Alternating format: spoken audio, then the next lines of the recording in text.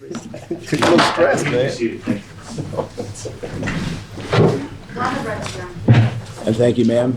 And good morning, everyone. And let's go ahead and set forth our appearances on the record. We'll start first with the plaintiff, then we'll move to the defense. Your Honor, Will Kemp for plaintiff. Good morning, Your Honor. Teddy Parker on behalf of the plaintiff.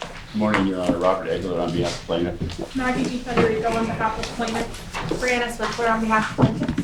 Good morning, Your Honor. Eric Peppermint, the plaintiff. Oh, sorry. Brad Johnson, Tyler Watson, Eric Freeman on behalf of the defendants. All right. And do we have something outside the presence? Yes, sir. All right. Your Honor, Brad Johnson on behalf of the defendants. Wednesday, I was given a series of photographs as related to Ms. King. It's approximately 56, which I've been informed are demonstrative evidence. Our exhibits. Can I approach? Give you these. Yeah.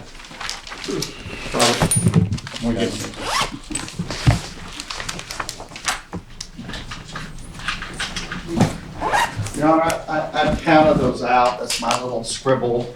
You see in the corners the number of demonstrative exhibits. A couple of those exhibits, just so it's clear for the record, and I'll need to lodge those for the record, are double-sided. So there might be 54 pages, but there's 56 photos. So I went through those photos, voiced my objection and my positions on that on Thursday. And whereas generally, I don't object, to use of photographs as demonstrative evidence. This is, those are 56 photos. They're cumulative. I believe that all but one has not been produced until I received them. I may be incorrect, but I don't think I am. It's the one where Ms. King is wearing a red jacket, has her arms crossed. But I made that clear to the council. I haven't heard any specific response to that representation despite the passing of several days.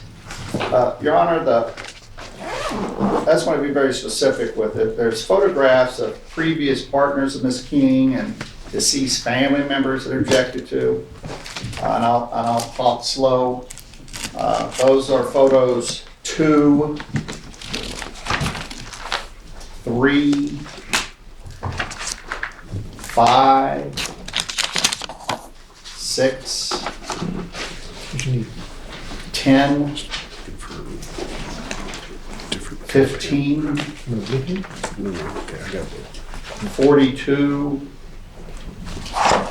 46,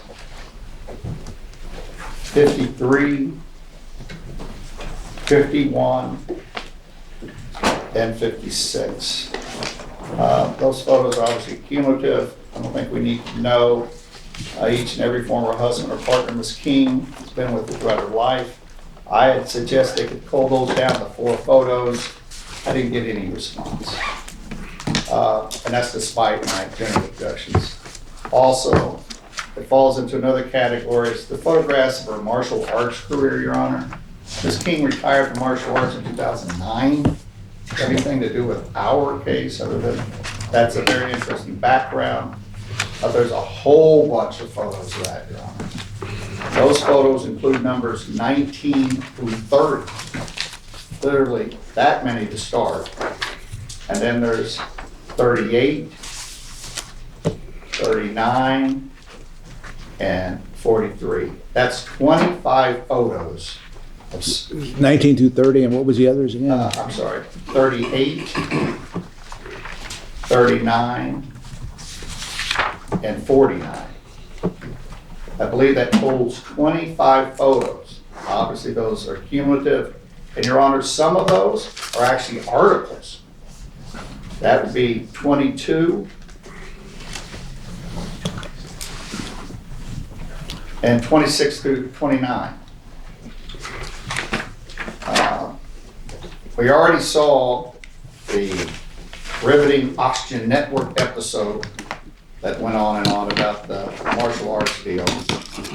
I believe 3 photographs have been more than enough to illustrate this stage in her life, but here we have 25. Then, Your Honor, the next category are basically, and this is my words, and I don't mean pejorative, but they're just random photos, nothing in particular. is 7, which looks like somebody's house. 8, again, somebody's house. 43, which is someone's half-constructed house. What else do we have there? 50 and 52. 50, it's a picture of something that says home to the Knights. And 52 is something that says North Valley High School, I think, on it.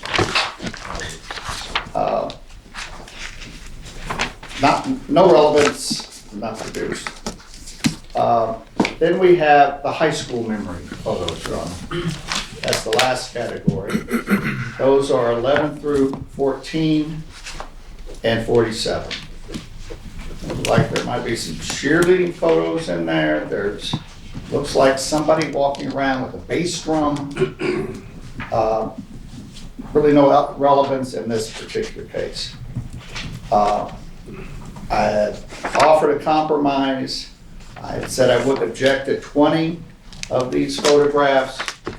For the record, they would be 1, 4, 6, 9 and 10, 16, 18, 31, 32, 34 to 35, 40 to 41, 44, 48, 54, and 56. Now, I believe the response to this, well, we ran through these in opening, which we objected to, if you recall. But now we're going to have Ms. King on the stand, going through 56 photographs, of which the vast majority have never been produced.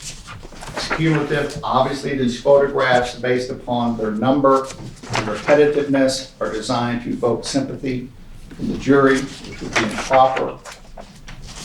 In the past, I've seen photographs of these types just put up there and run on an endless loop, like a day in the life at a funeral or something.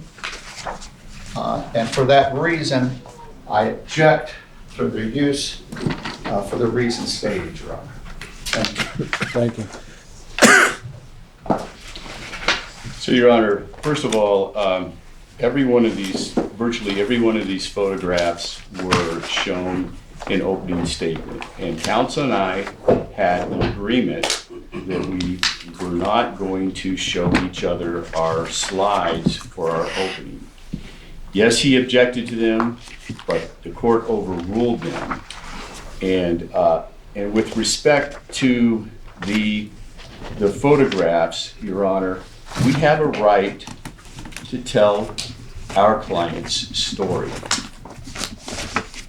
We have a right. I said all of this to the jury in opening statement. It's obviously not going to be as detailed and as long as it was in the opening statement, but we have a right to tell the story. And I told the jury this in opening statement. So this is evidence of what I told the jury I would prove to them in the case. It's all relevant to her story, where she started, where she came from, what she made of herself, and how Real Water has virtually destroyed her life. And so there's absolutely no basis for not being able to throw these photographs up. If she's testifying, it's not going to be disruptive. It's not going to make the direct examination of her taking longer than it already would. And again, they tell the story. And these photographs were produced to him.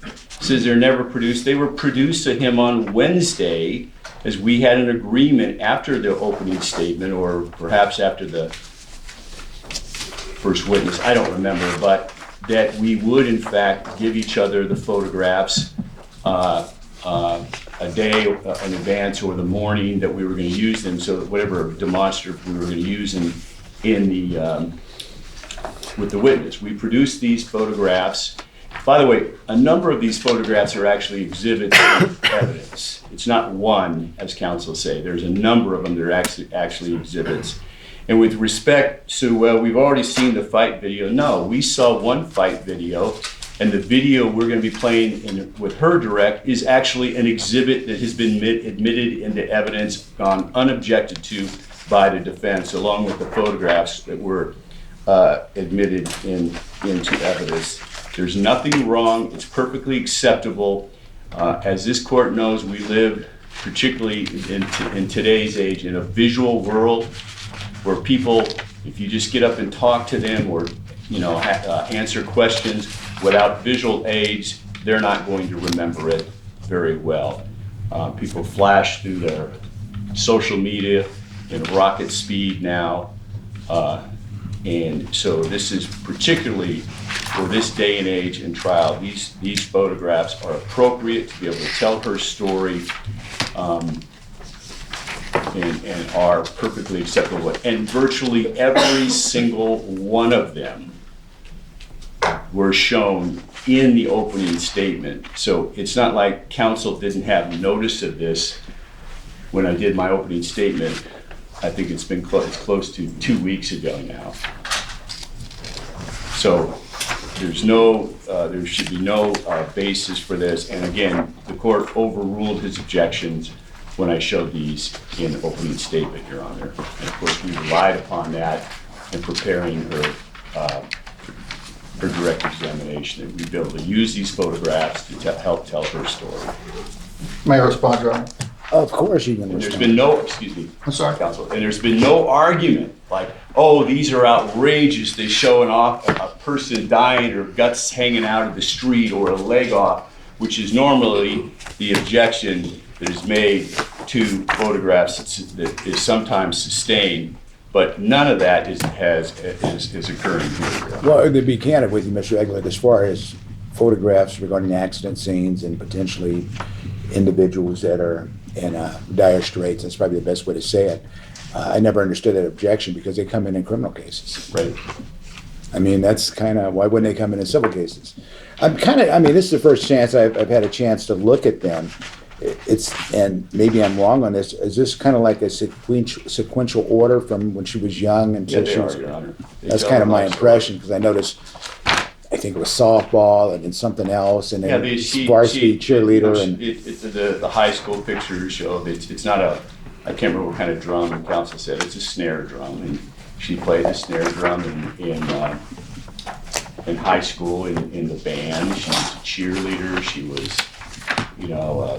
played volleyball and softball, I think, and was in the choir, etc. And all of these things are part of her life to show the person she was, which, the jury has a right to know. We certainly have a right to present to this jury, and that's what we intend to do in this opening statement, along with, her medical treatment and what has happened to her over the last, it's almost 6 years now, actually almost 7 years now, and because of real water and what she's going to have to go through in the future for the rest of her life. All of this is appropriate. May I respond? Counsel may not like it, but that doesn't mean it's objectionable.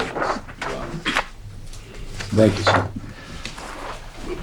Mr. Johnson. Yes, Your Honor, it's objectionable because it wasn't produced timely. All of the demonstrative evidence had to be produced timely. Like I said, I've only seen one that I'd seen before. Counsel's representations regarding the use of slides and opening is correct. I never really understood changing your slides per se, because it lays out what your arguments are. But it certainly wasn't a waiver of any objection. Certainly, if you're going to present slides as demonstratives that weren't produced. Additionally, the fact that it was used in opening is irrelevant. As the court is aware, you can use anything you want in opening you think are going to be admissible eventually. I'm not faulting them for using them in the opening, but here we are. It is untimely.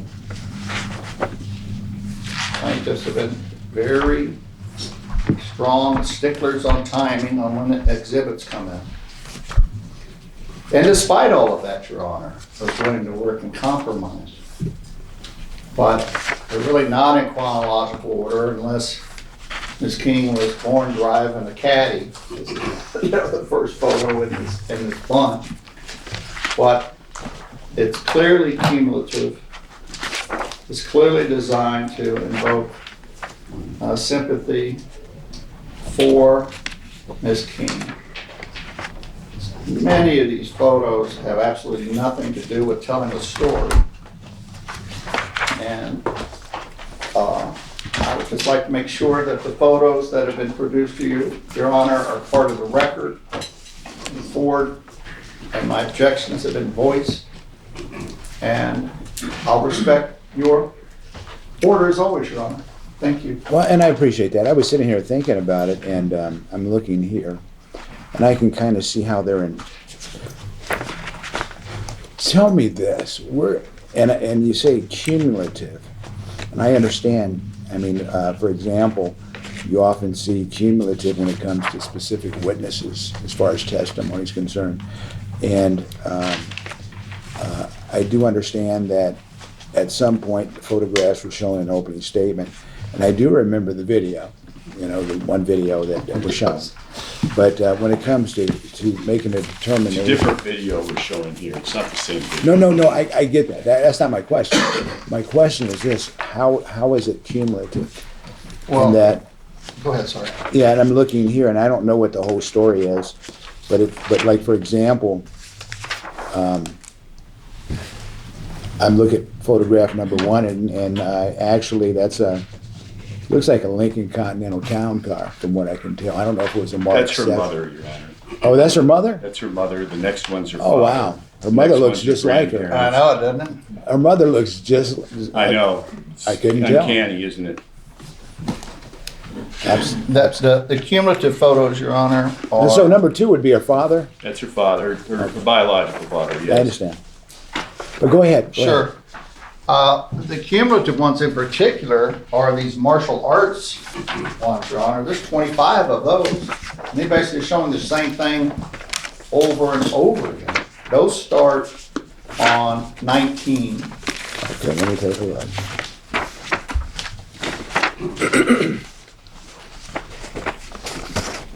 And my point is this, I do understand the importance of photos because, for example, people can say a lot of different things when it comes to how active they potentially might have been. But when you see, for example, the video of the and understand I'm a traditional boxing fan. I don't at UFC or all these other different events. I'm not really tuned to that.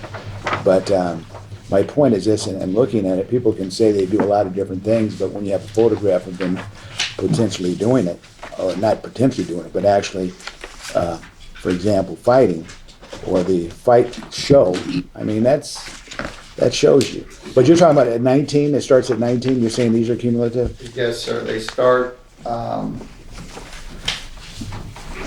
start on 19, and then those run right through 30, Your Honor. And then they pick up again on 38, 39, and 49. And again, several of those include articles. And that's 22 and 26 through 29. Again, there's never been any dispute that Ms. King was an MMA, that's it, yes. 15 Mixed years martial ago. arts. And that's part of her fighting theme in this case.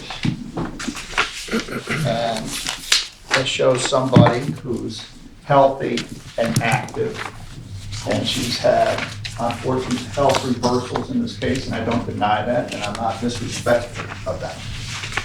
I'm just talking about these photos, Your Honor.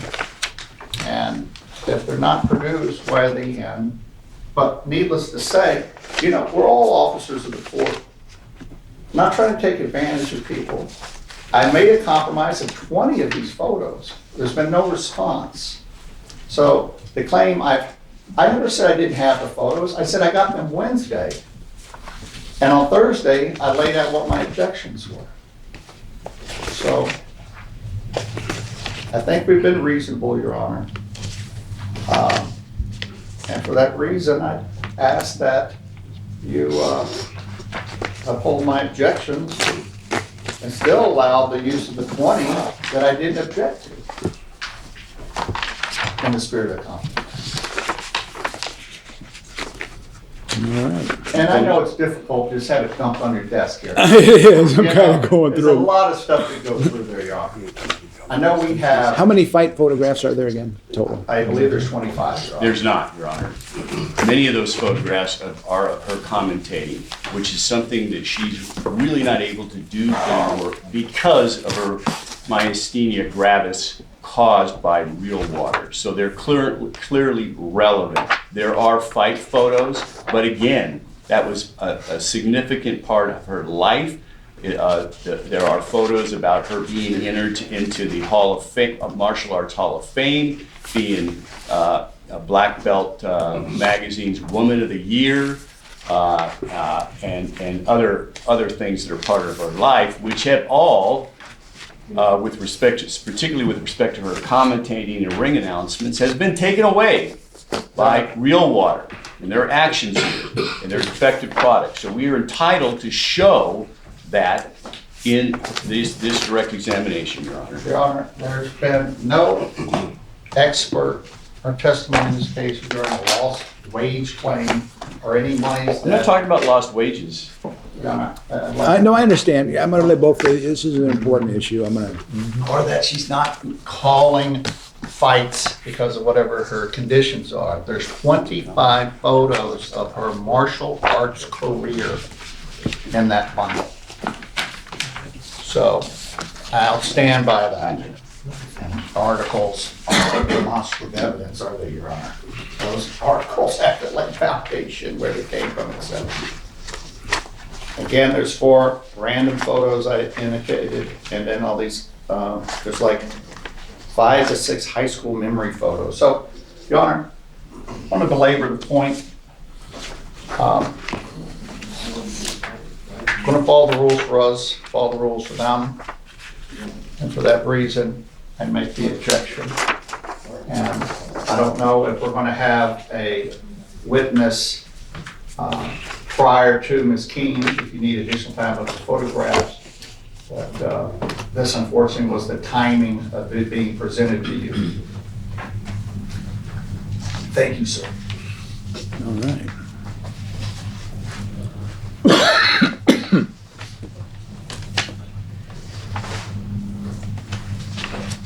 Now, here's my next question, and this is for the defense.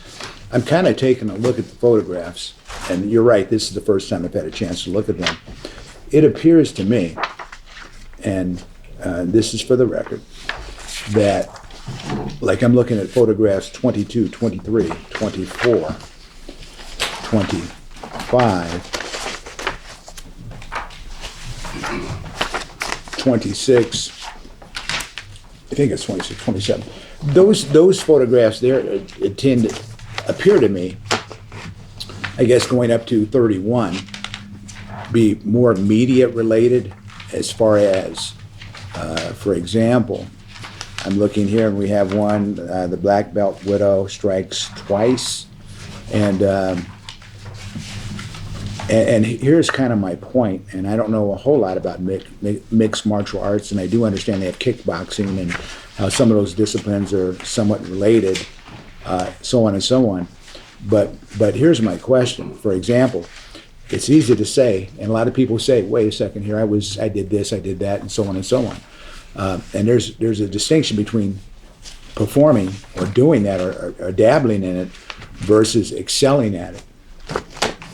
You see where I'm going on that? I mean, and so I'm wondering, for example, you say there's 25. There's only about a few that appear to me that potentially, and I understand cumulative, For example, I look at photograph number 21. And there's not really that many boxing, from what I gather. 3? Are there 3 that That's about right, Your Honor. I'm just kind of going through it. That's at my first blush. It appears to me to be 3. Then that would be 19, 20, and 21, where she's in the ring. Am I missing anything here?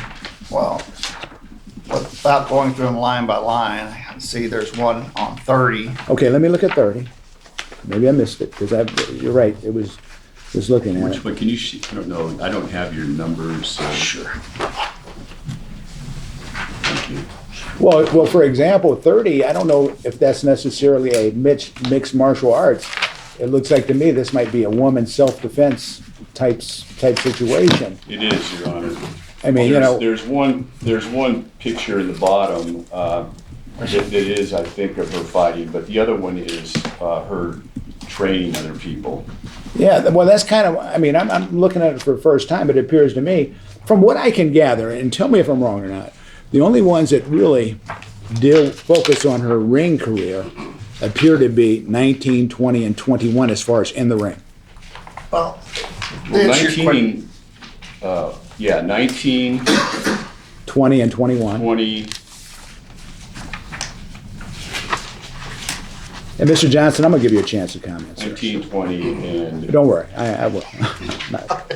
actually, 20 doesn't even show her fighting, it just shows her getting the trophy for winning the championship or winning a bout, and so it's really 19, 21, and then there's a small photograph of her with another photograph where she's training, where she actually is in the ring. So really, at the most, it's 3, and the rest of them deal with her commentating, ring announcing, and the awards she's gotten. The thing is, so I mean, it shows that she did excel. It demonstrates, instead of just telling the jury that, it demonstrates that yeah, she did excel. She was a very active MMA.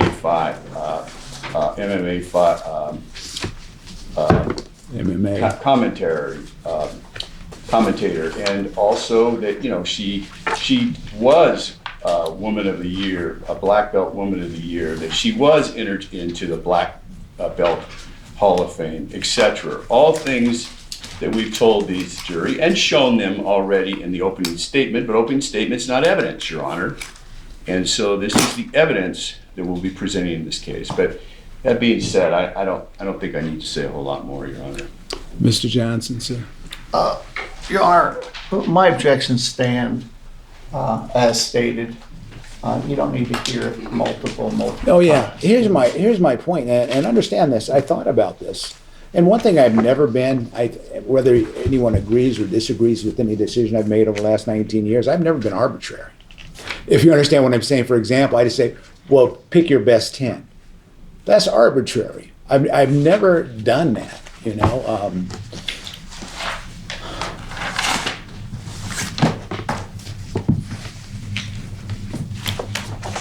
Because every case is different. Everyone has a different story to tell.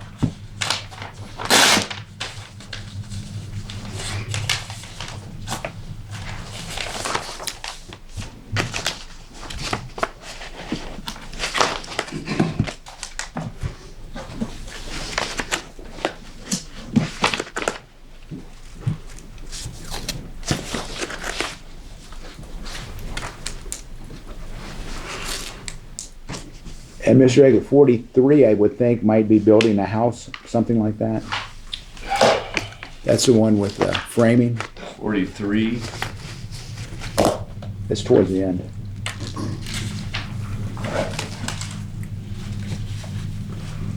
This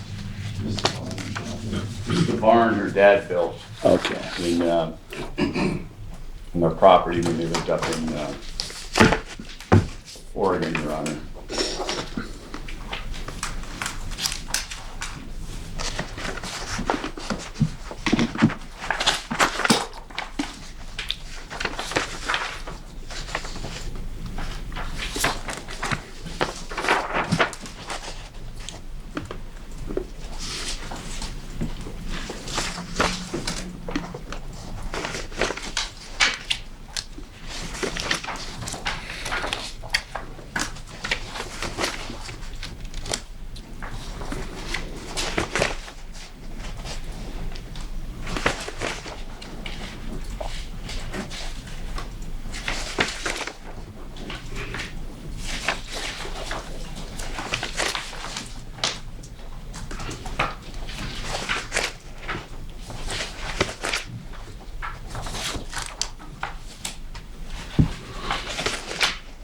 I don't know why he has that in his stack as 43, because it's not slide 43. It's actually much toward the beginning when I'm talking about her life growing up in Oregon, Your Honor.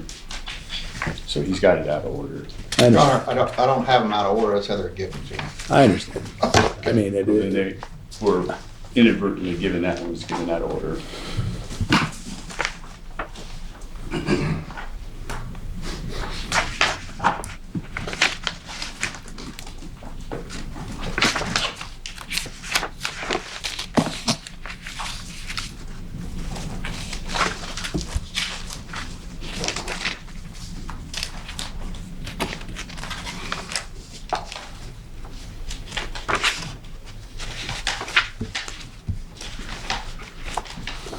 let's take one last look.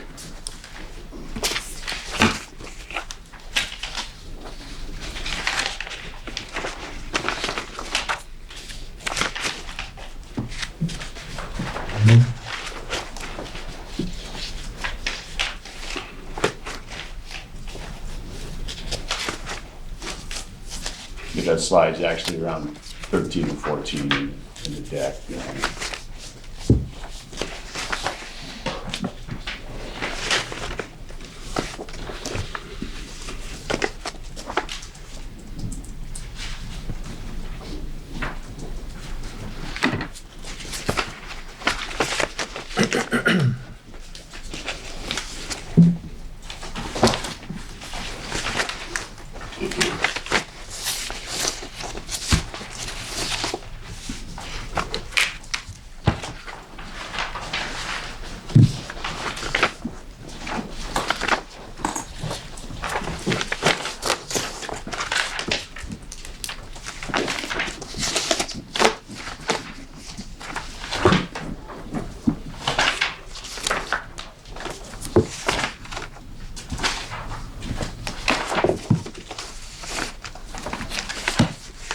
All right.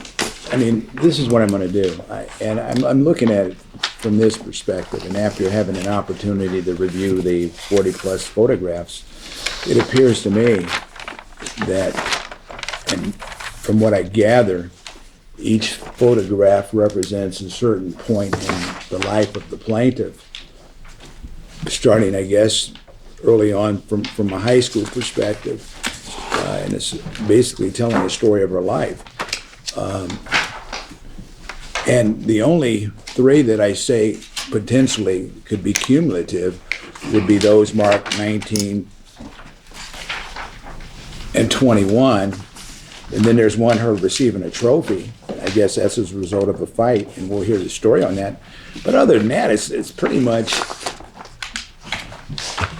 photographs of her life.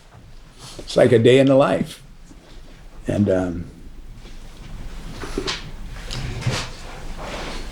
I'm not going to go through the exercise of saying potentially one or two are, maybe two are cumulative. By the time you get there, I don't think it makes much of a difference whether it's one or two pictures of her fight. I'm going to permit the photographs coming in. I don't see them as cumulative because each one's, except for maybe two, appear to represent a different phase, stage in her life. And they can be shown to the jury. Your Honor. Your Honor, how can we have these marked for the record? However, what do you suggest? Well, it's, I just would preserve any potential. We don't have to do it right now. If you want to get back on the record and figure out a way to do it where you can, with more particularity, lodge your objection, I have no problem with that. Okay, then we can do that. Also mark it as a court's exhibit. And she can mark it as a court's exhibit, but she That could. work just as easy. Yeah, I can mark it as a court's exhibit, except all of the ones that are double-sided, I would need you to give them to me as one set, as I did do single-sided. that. And what you can do too, for the record, if there's some, and I have no problem with this, you've identified them, however you want to identify them, the ones you feel that are objectionable, that's fine too. I approve. Yes. And this will just be court's exhibit 34. Thank you. It'll be Your Honor, could I your just objection run to to- the bathroom real quick before we bring the jury in? Yes, and anyone Are they else that out- has to go. Are can they go out too. there, Sloan, or are they back here? No, they're in the back. I'll label it as Mr. Johnson's objections to plaintiff's demonstrative exhibits. Thank you very much. Does that work? Yes. Yeah. Thank you, Your Honor. Oh, you're welcome, sir. Want that back? Oh, no, you can have it back. I just, Thanks, Judge. Thank you. got that up there.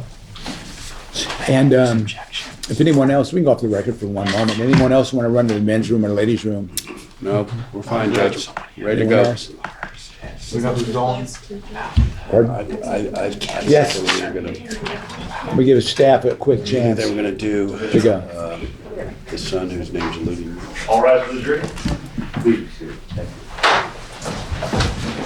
All right, do the parties stipulate to the presence of the jury? Yes, Your Honor. Yes, Your Honor. All right, ladies and gentlemen, I want to say good morning to you. Good morning. All right, and it's my understanding we're going to continue with testimony. Is that correct? Yes, Your Honor. Plaintiffs would call Porter King by video testimony, Your Honor. Okay. All right.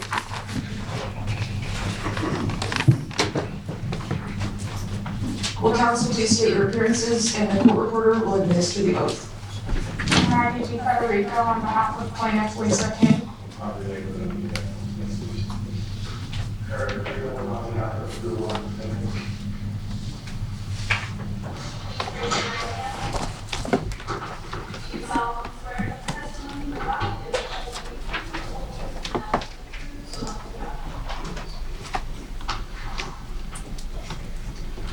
Good morning, Bonnar. Good morning. Can you please tell us your relationship to Lisa? She's my mom. How old are you? I'm 24 years old. And what do you do for work? I'm a respiratory therapist at Sunrise Hospital. What does a respiratory therapist do? In the most simple terms, we deal with airway and breathing, so that can range anywhere from something as simple as breathing treatments to managing ventilators in the ICU. Did you have to go to school for that? I did, yes. Where'd you go to get your respiratory care degree? I went to Carrington College in Las Vegas. When did you start and finish that degree? I started in December of 21 and finished in July of 23, So that means you've been a respiratory therapist for around 2 years at this point? approximately, yes. Do you enjoy working in healthcare? I do, I love it. It's challenging, but rewarding. What inspired you to go into healthcare? My first run with healthcare was when I was 12 years old. My dad had stage 4 colon cancer. He ended up passing away from it, but from that I knew that I wanted to be involved in helping people. What made me want to be a respiratory therapist, though, was definitely my mom. Myasthenia gravis is essentially a descending muscle weakness and paralysis from starting at the top of the body and moving down. And pretty much your muscles in your airway start to weaken so much that people can end up on a ventilator. One of my mom's scariest symptoms was definitely when she felt like she couldn't breathe. So that kind of pushed me in the respiratory therapist direction. Before you decided to become a respiratory therapist, what did you do for work? I was a ER tech, and then prior to that, I was a phlebotomist. What does an ER tech do? There's a couple of places you could work. Pretty much the bulk of the skills, though, were helping in triage with the nurse doing rapid assessments, giving acuity. On the floor, you were splinting bones, starting IVs, EKGs. If anyone ever came in cardiac arrest, usually techs were the first people in line. Before you were an ER tech and a phlebotomist, did you go to college? Mostly just certificates and stuff, some prereqs prior to leading up to the respiratory therapy program. So phlebotomy, was that pretty much right after you started high school? Correct, yeah. And what year did you graduate from high school? 2018, You have an older sister named Courtney, is that right? yes. Are you two close? Very much so. She's like one of my best friends for sure. And what about the rest of your family? Are you all close? Yes, yeah. What types of things do you like to do together? I mean, kind of everything. It could be like game nights at the house. Courtney likes to cook, so she can make food, or we go out to dinner. We like to travel quite a bit. Domestic, international trips. Do you currently travel? No, not really. Not as a family, not really, no. Why not? Just the unpredictability of things, you never know how my mom is gonna feel. I mean, in 2022, we had a Thanksgiving trip planned together, to go skiing, and she ended up being hospitalized. So, I mean, you kind of have to take things day by day, week by week. You don't know how she's gonna feel. What was your mom like when you were growing up? I mean, she was like my superhero, She was very active in the fight community. She was either fighting at the time, ring announcing, commentating. She always did some charity work. What kind of person was she? I mean, she was a hustler for sure. I mean, she worked her way up from essentially nothing, but it was all for, me and my sister, and she always made time to make sure that even though she was busy with work and hobbies and stuff like that, that we were always a priority. When your mom was fighting professionally, did she have a fight name? She did, yes, the Black Widow. How did she get that name? Me and her went to go see Catwoman, and I was telling everybody at school that she was also a superhero. And because she was doing Muay Thai at the time, it's called the Art of Eight Limbs. So that's kind of how she developed the name, the Black Widow. Are you and your mom close now? Most definitely. I call her on the way home from work every day, and I see her at least once a week. How would you describe your mom in a few words? I would say hardworking, caring, and ferocious about the people she cares about. What did she like to do before she got sick? Oh man, I feel like what didn't she do? She did everything. I mean, like I said, she was very active in the fight community. Always a hard worker. We like to do, travel as a family, any sort of fun activities, whether it was paintballing together, going out on, lake days during the summer, snowboarding during the winter. She's definitely a social person, so she valued, going to social events and stuff like that. She'd always try and bring us with. Did she like to work? Always, yeah. Does she still? To the best of her, ability, the value of it's still there for sure, but I mean, it doesn't come without its challenges. I mean, she's kind of had to change the way that she gets things done,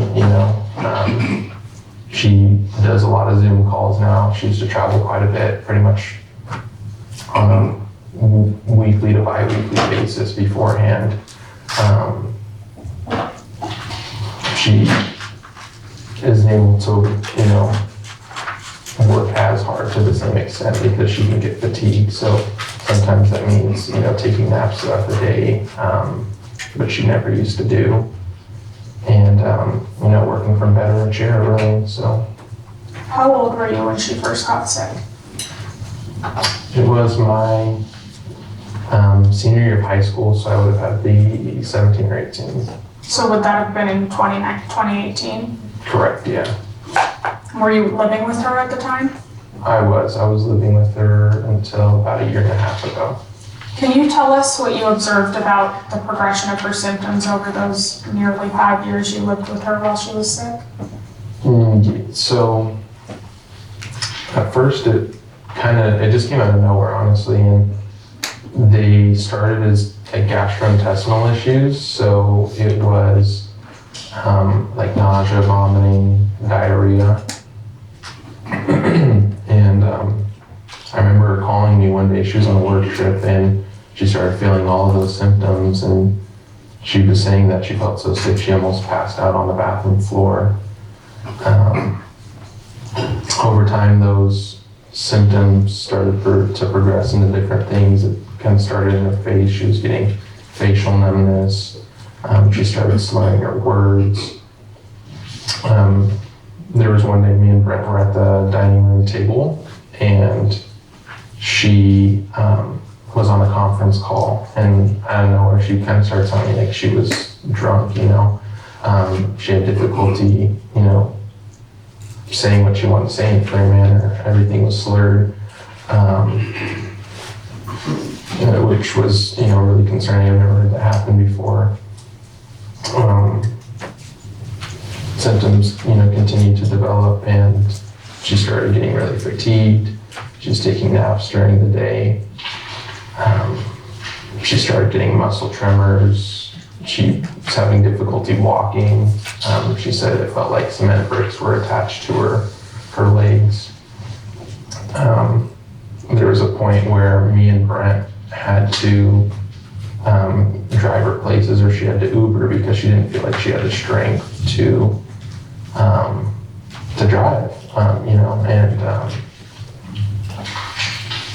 I'd say the scariest symptom was that she felt like her muscles in her airway were closing, and that she had difficulty breathing. And there was many nights where I would sleep outside her room. There was the living room that's very close by. I would sleep on the couch, and I would try to monitor during the night, make sure that she essentially didn't stop breathing in her sleep. When her speech started to slur, what areas of her life did that affect? I mean, it affected really everything, you know. She talks for a living, so I mean, whether it's ring announcing, commentating, you know, TV stuff, her actual day job, which is marketing and giving presentations to, you know, hospital executives and such. I mean, that's her whole life, you know. Has her illness affected her ability to be as active as she used to be? Definitely. I mean, she was the person that was going all the time, very physically fit, would, you know, train for, she really could train for forever, it seemed like, you know.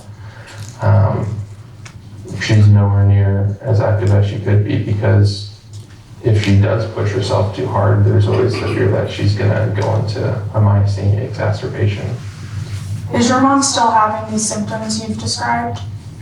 Absolutely. I mean, she just got a recent hospitalization just a few weeks ago. And she had to get IVIG. You never know how she's really going to feel on a day-to-day basis. She kind of has to take it day-to-day, week-to-week. She'll look good for a period of time, but the symptoms always come back in some sort of varying combination and severity. That recent hospitalization was for an MG flare-up, is that correct? To my knowledge, yes. Did her treatment plan change after that?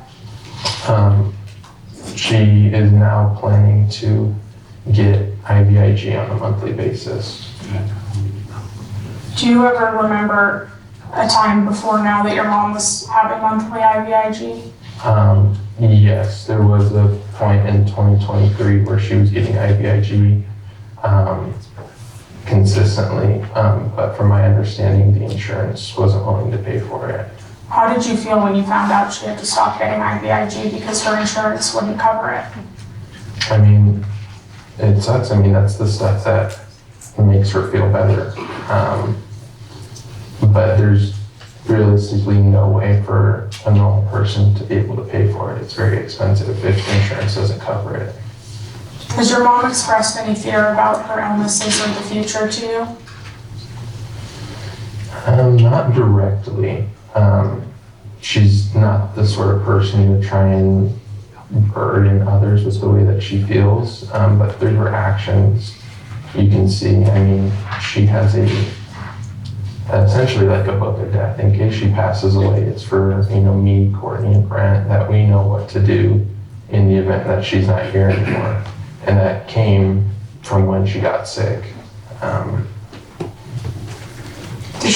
Does she seem anxious to you? Yeah, I mean, I've never seen her cry up until she got sick. I didn't even know that was something that she was capable of. And you can see the worry. I mean, the crying wasn't like a pity me cry. It was a frustration and fear for the unknown. She doesn't know how her disease is going to progress. How's she doing now compared to before she started drinking her water? I mean, she's like a shell of what she used to be. I mean, she has good days and bad days, but I mean, she's not the same person she was. She can't do the same activities that she used to do because she's, like I said, she's worried that she's going to push herself into a myasthenia exacerbation. She can't travel to the same extent, like internationally. She worries that she's not going to have access to the right health care because her case is so complex that even people now have difficulty understanding what she's going through. So she tries to stay close to where her providers are, you know. Yeah, I mean, it's just affected everything. Thank you, Porter. Thank you. Good morning, Mr. King. Good morning. You love your mother? Of course, yeah. You're a good son. Thank you. You're here today because you want to help your mom, right? Yeah, That's what good sons do, huh? yeah. Thank you very much. Appreciate it. Okay. Porter, you love your mom, right? Very much. Would you sit here today under oath and perjure yourself and lie for her? No. Has everything you've said today been the truth? Yes. That's all. Thank you.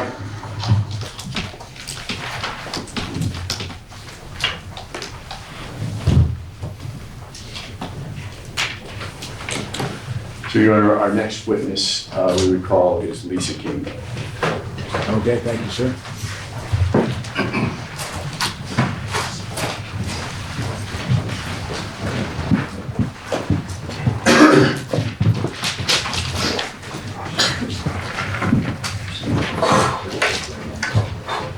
You do solemnly swear the testimony you are about to give in this action shall be the truth, the whole truth, and nothing but the truth, so help you God? I do. May I have you state and spell your name for the record? Lisa King, L-I-S-A-K-I-N-G. Thank you.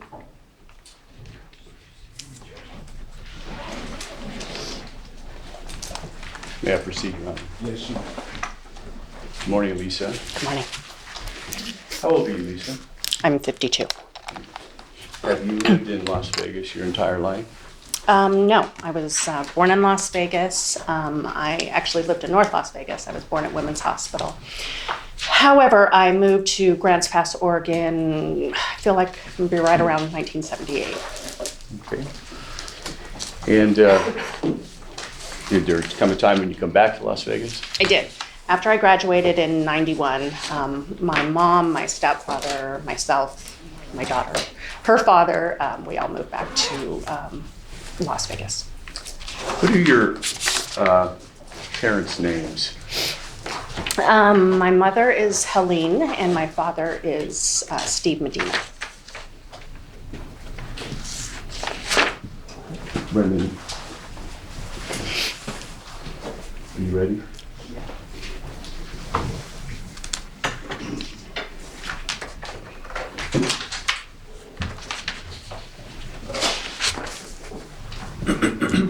Okay.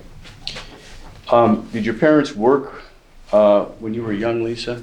Yes, my mother was a Keno cocktail waitress at Stardust, and then my father was a maitre d' at the original MGM Hotel. Okay. Did your family grow up with money? No, we were really poor, and we lived kind of like in the poorest area in North Las Vegas. We learned that you and I grew up in, or at least when you were young, in the same neighborhood. Yes, right? we did. How did your family come to live in Las Vegas originally? My mother's actually from Brooklyn, New York. She lived there till probably middle school sometime, and then my grandfather was a police officer in New York, and so it was my grandmother, my grandfather, my mother, and my uncle. They all relocated to Phoenix, Arizona after, like I said, my mother was in middle school, and then my grandfather continued being a police officer there. Okay. And did they stay in Phoenix till what period of time? They waited until my mother and my uncle had graduated school, and then my grandfather, my grandmother, my mother, and uncle all moved to Vegas. Okay. Did your mom and dad meet in Las Vegas? They did. They actually married 2 to 3 years before I was born, and they were married for about 7 years total.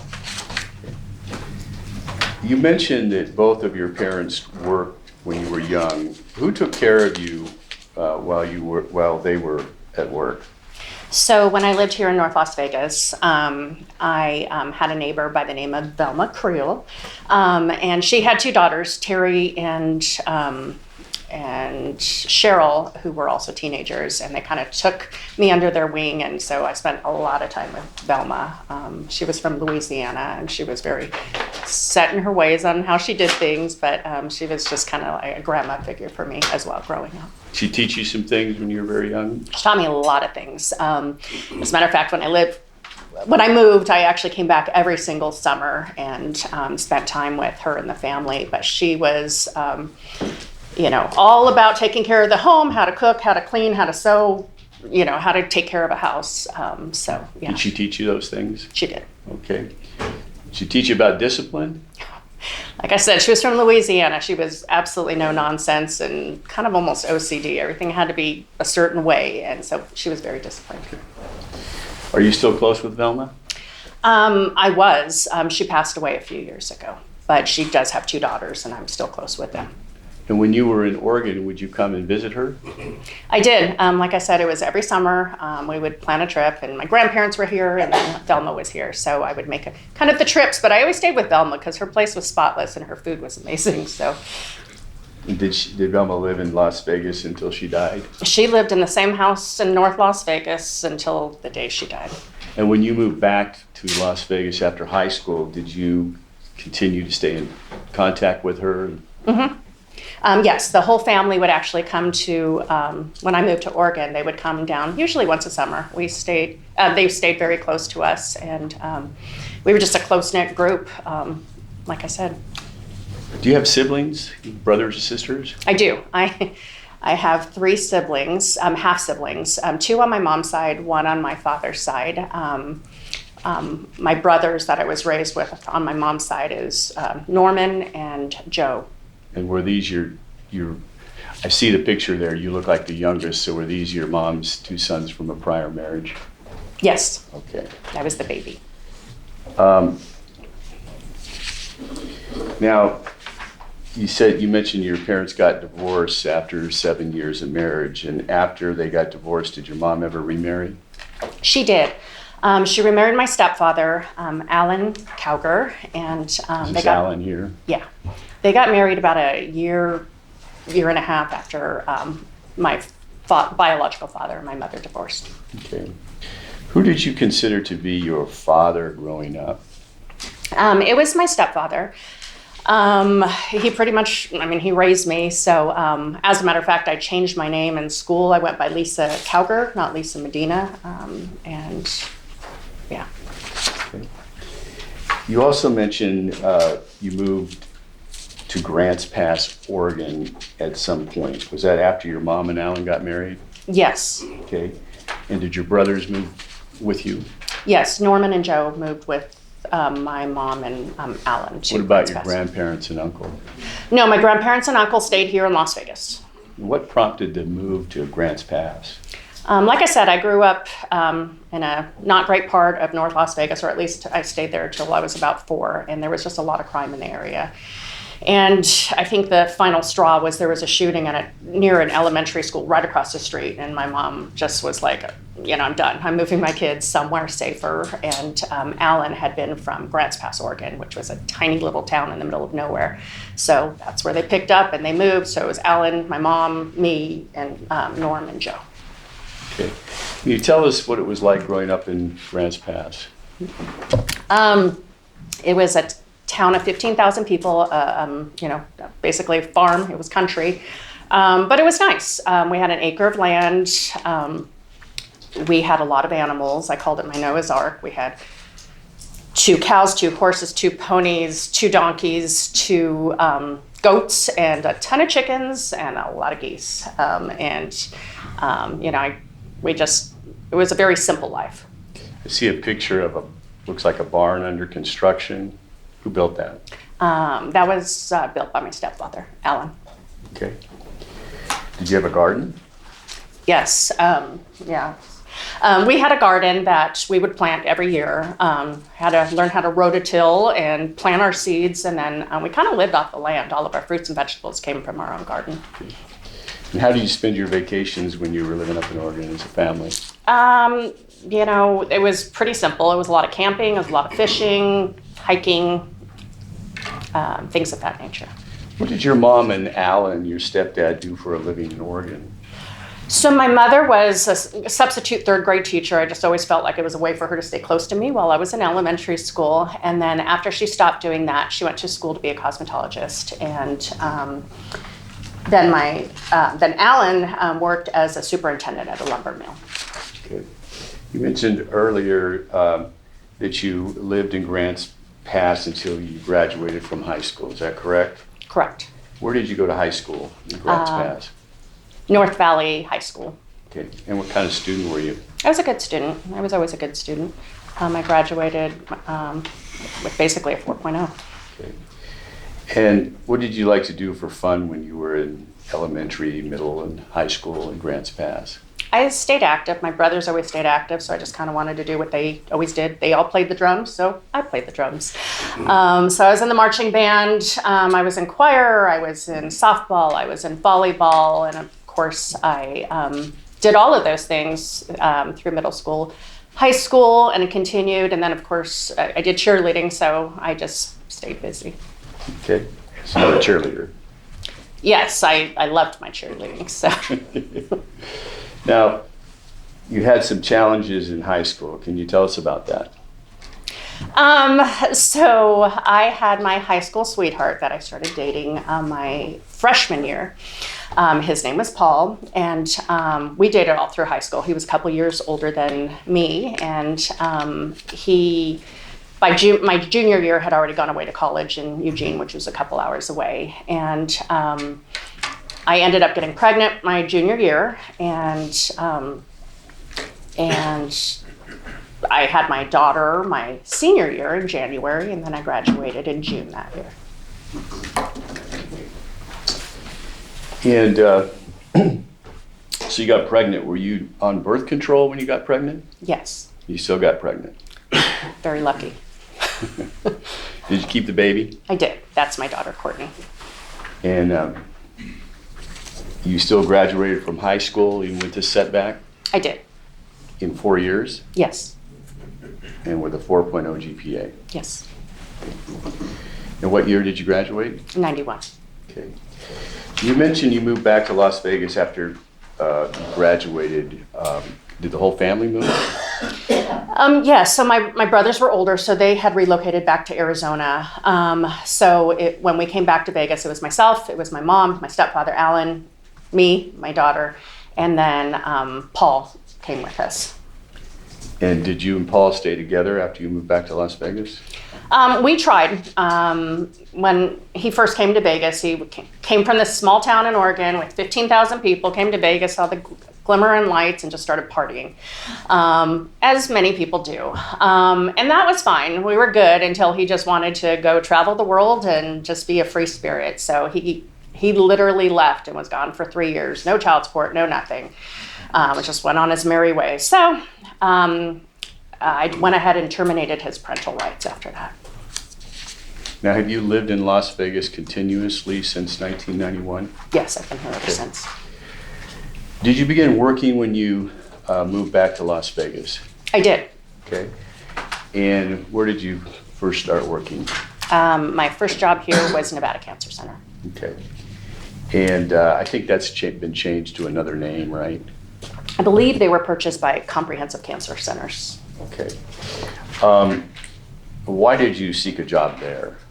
When I was in high school, I had a relative who went in for an exploratory surgery. She was kind of my favorite aunt. And she went in for this surgery, and they opened her up, they found cancer. And I guess it had spread all over, and she never actually woke up from the surgery, and it was kind of traumatic and scary to me. So I wanted to learn more about oncology. And so when I decided, that I wanted to work in healthcare, I wanted to work in oncology, and, I really sought out a job in that industry. What did you do what was your job at Nevada Cancer Center?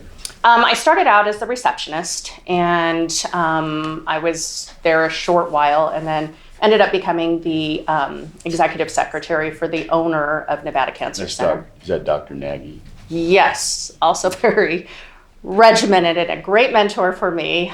He was also no nonsense, and he quickly told me that I talked. Objection, hearsay, Your Honor. What did you learn from Dr. Nagy without telling us what he said? I learned the importance of hard work and doing things to the best of your ability. He had zero tolerance for, anybody taking a shortcut. There come a time when you started doing some other things for Nevada Cancer Center, Dr. Nagy? Yes. He recognized my love for talking, so he had me doing some marketing. So he would have me go out there and talk to doctors that were referring patients and kind of answer any questions that they might have. So. And how long did you work there? Till about 1995. Okay. So can you just kind of walk us through your career in medical? And this was your first foray into medical marketing, right? Is Yes. that correct? Correct. Okay. Can you kind of walk us through your career in medical marketing following your first position at Nevada Cancer Center? Yes, I was actually recruited to Mountain Diagnostics, which was a radiology facility, and that was to do their medical marketing. And after that, I was contacted by a hospital here in town. It was a specialty hospital. It went by 3 different names in the 3 years that I was there. It went by THC, then Core Hospital, and then it was purchased by a company called Kindred Healthcare. And what did you do there? My job title was area case manager, but back in the 90s, it really just meant marketing all of their services that they have, talking to doctors and whatnot, same thing. Well, where's the next place you went to work? After that, I went to Steinberg Diagnostic, and I became their marketing director. They hadn't had marketing in many years, so I recreated their marketing team, and that meant, again, going out to doctors' offices, talking about the service that we offered, seeing if there was any client complaints or anything, and see how we can overcome that.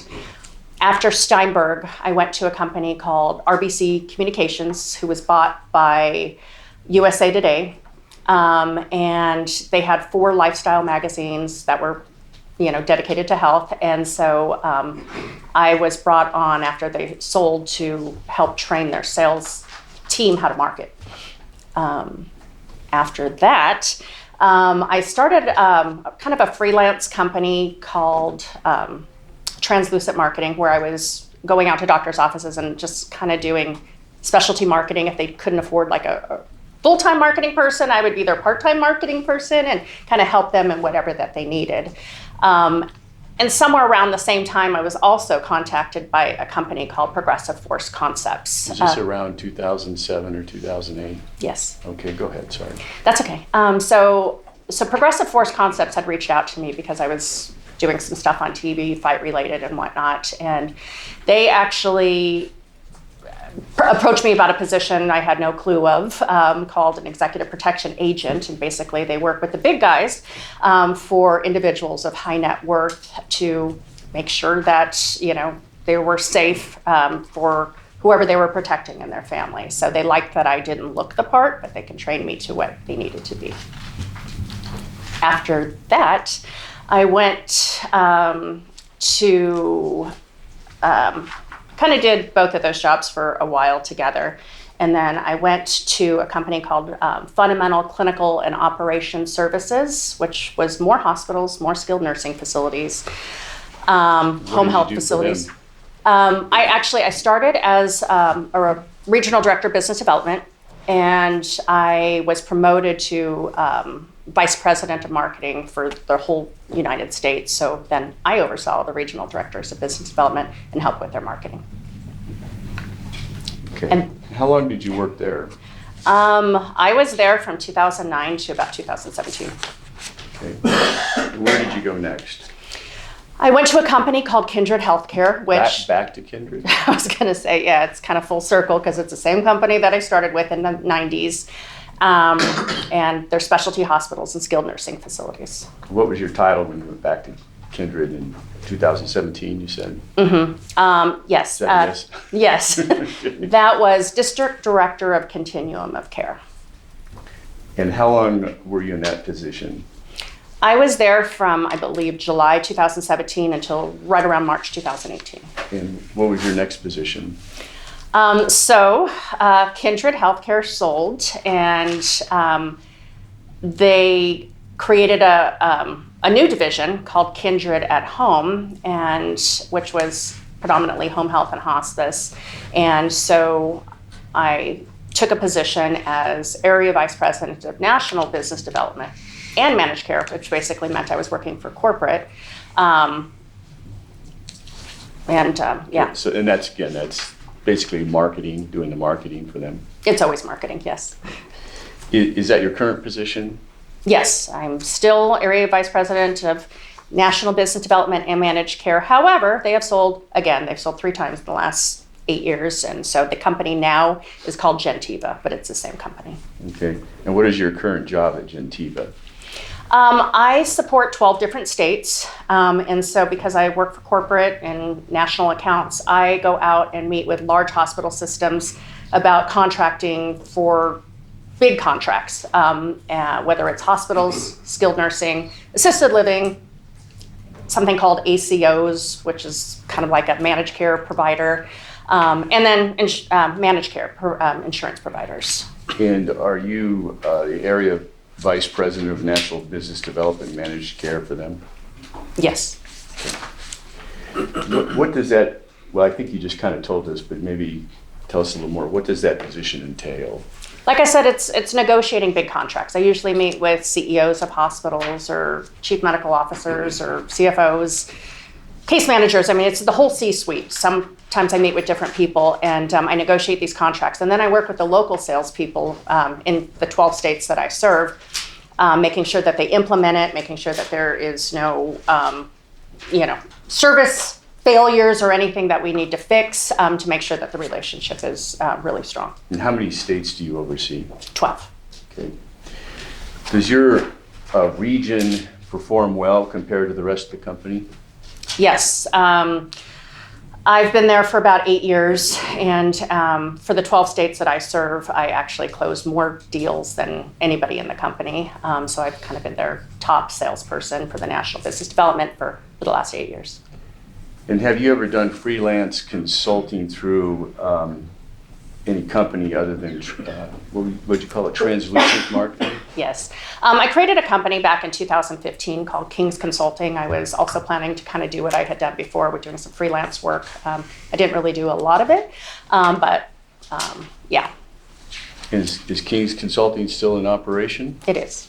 Okay. And what do you do with it?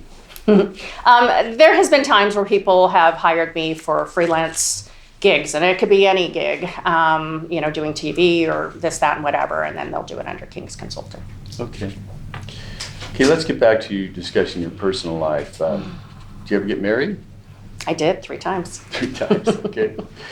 And who was your first husband? That was William Fershing. And when did you guys get married? Back in '94. So you would have been about 21, 22? Pretty young, right? I was young. Yeah. I don't want to do math. Okay. And what did he do? He's an executive chef here in town. Okay. And when was your second marriage? That was in '94. I'm sorry, '98. Okay, and who was your second husband? That was Michael King. And is that Porter's dad? Yes. Okay. And what did Michael do for a living? He was a performer here on the Strip. He was in a show way back when called Starlight Express. And he ended up getting injured in the show and decided to go into healthcare as well. And he ended up getting an MBA in healthcare administration. And he actually worked in healthcare until he passed away. And how did Michael die? Like Porter had said, he ended up getting diagnosed with stage 4 colon cancer that had spread to the bones. When did he pass away? 2013. Were you still married when he passed away? No. Were you still married when he got sick? No. And what was your third husband's name? Ryan Harris. Okay, and how long were you and Ryan married? 7 years. Okay. Do you currently have a partner or a significant other? I do. Brent Mills. Okay. And the jury met Brent when he testified last week, right? Yes. Okay. And do you and Brent live together? We do. Okay. And since when? Since early 2018. Okay. We've discussed your children, Courtney and Porter. How old are they? Courtney's 34 now, and Porter's 24. Okay. Are you and your children close? Very. Okay. And how do you stay close? We try to have family night at least once a month, something planned. And as Porter had indicated, he calls me every single day. So we stay pretty well connected. And then my daughter is fortunately a cosmetologist, so I do see her every 2 weeks because she does my lashes. Okay. Now we've heard from Brent, your best friend Don, and Porter. We heard from earlier today. Why didn't Courtney testify? So Courtney and I are very, very close, and I would have to say she's having a very, very difficult time with me being sick, kind of accepting that I'm being sick and the circumstances surrounding it. So she's absolutely despises talking about it. So I just didn't feel like it was in her best interest to put her through it. Now, we've also heard about your Muay Thai fighting career. How did you first get into Muay Thai? I got into it kind of the same way most people got into martial arts back in the day. I saw the Karate Kid. I loved the Karate Kid. I wanted to live that life. And I was young. I had talked to my mom about it, and she was like, absolutely not. My only daughter is going to do girl things. She's not going to be doing all of these things. And, part 2 to that was we just didn't have the funds to be able to get into martial arts. So I waited until I moved to Vegas. I had my first real job. I think Courtney was about 4. And I saw Muay Thai, which is a different martial art, and fell in love with it, signed up. And what gym did you train at? It was a gym here in town called Master Toddy's. And did you eventually start fighting competitively? I did. And what was your record while you were competing? 7 wins, 1 loss, 1 draw. Okay. Did you have a fight name? I did. It was the Black Widow. We heard from Porter about that a little bit. Did Porter give you that name? Kind of yes, kind of no. Porter had decided I was a superhero, so he had told everybody at school that his mom was like Catwoman and fought crime, and so that was adorable. Muay Thai is the science of 8 limbs. It's using your hands, it's elbows, knees, and shins.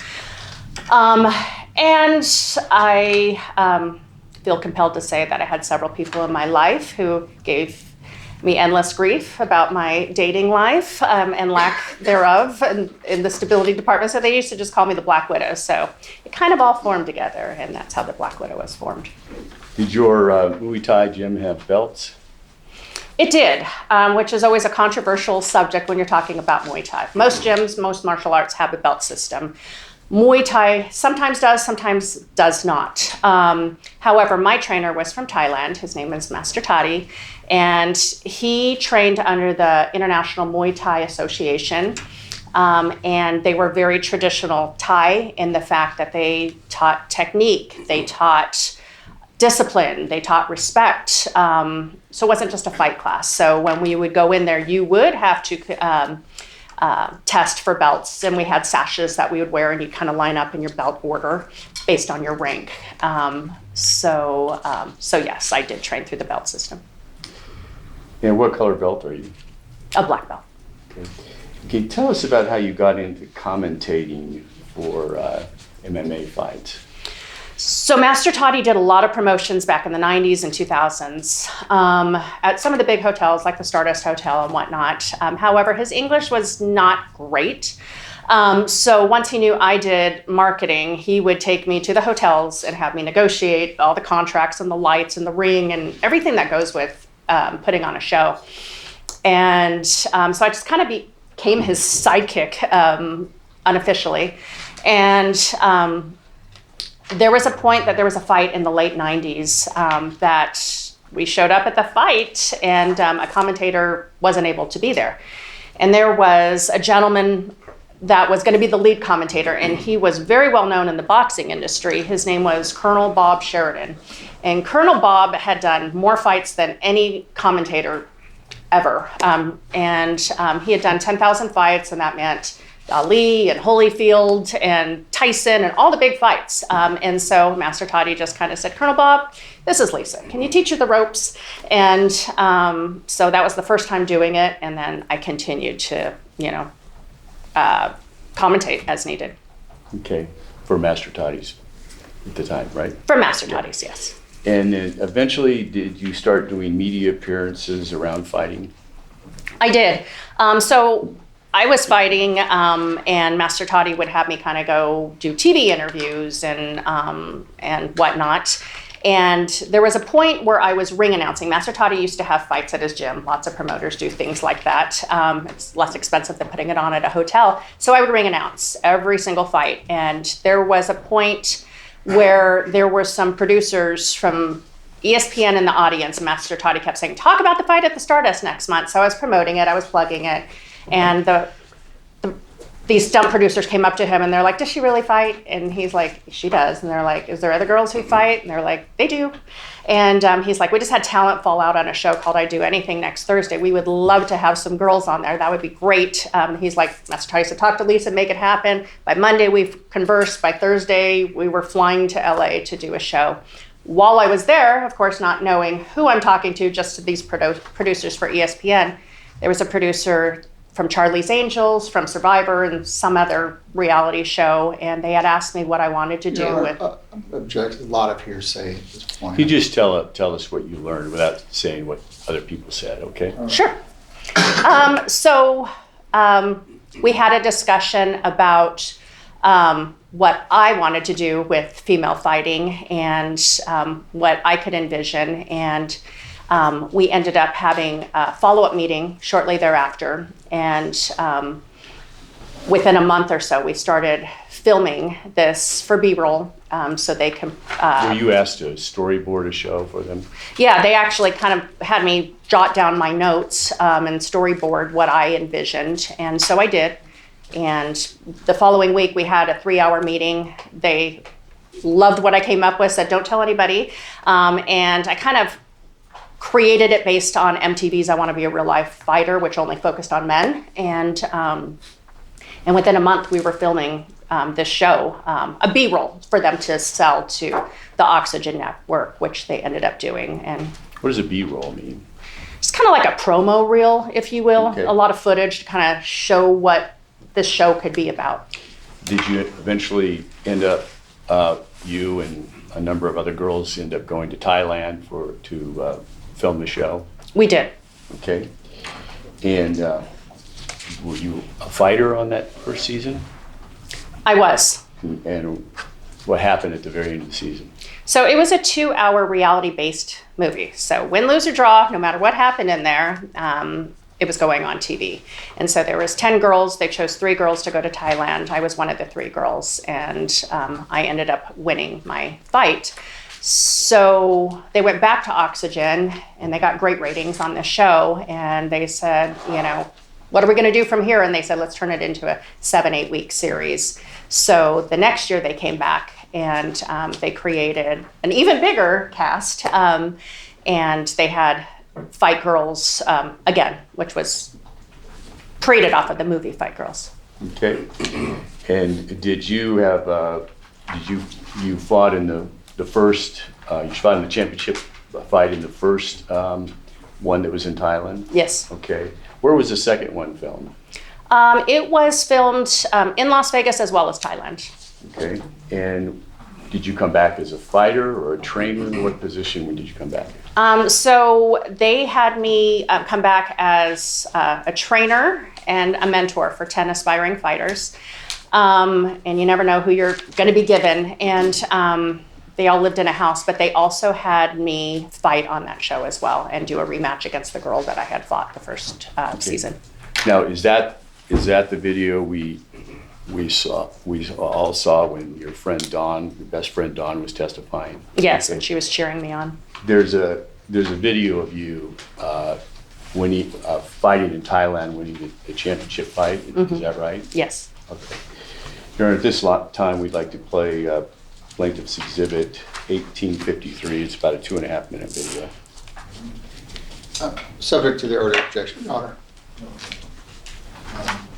Thank you, Your Honor.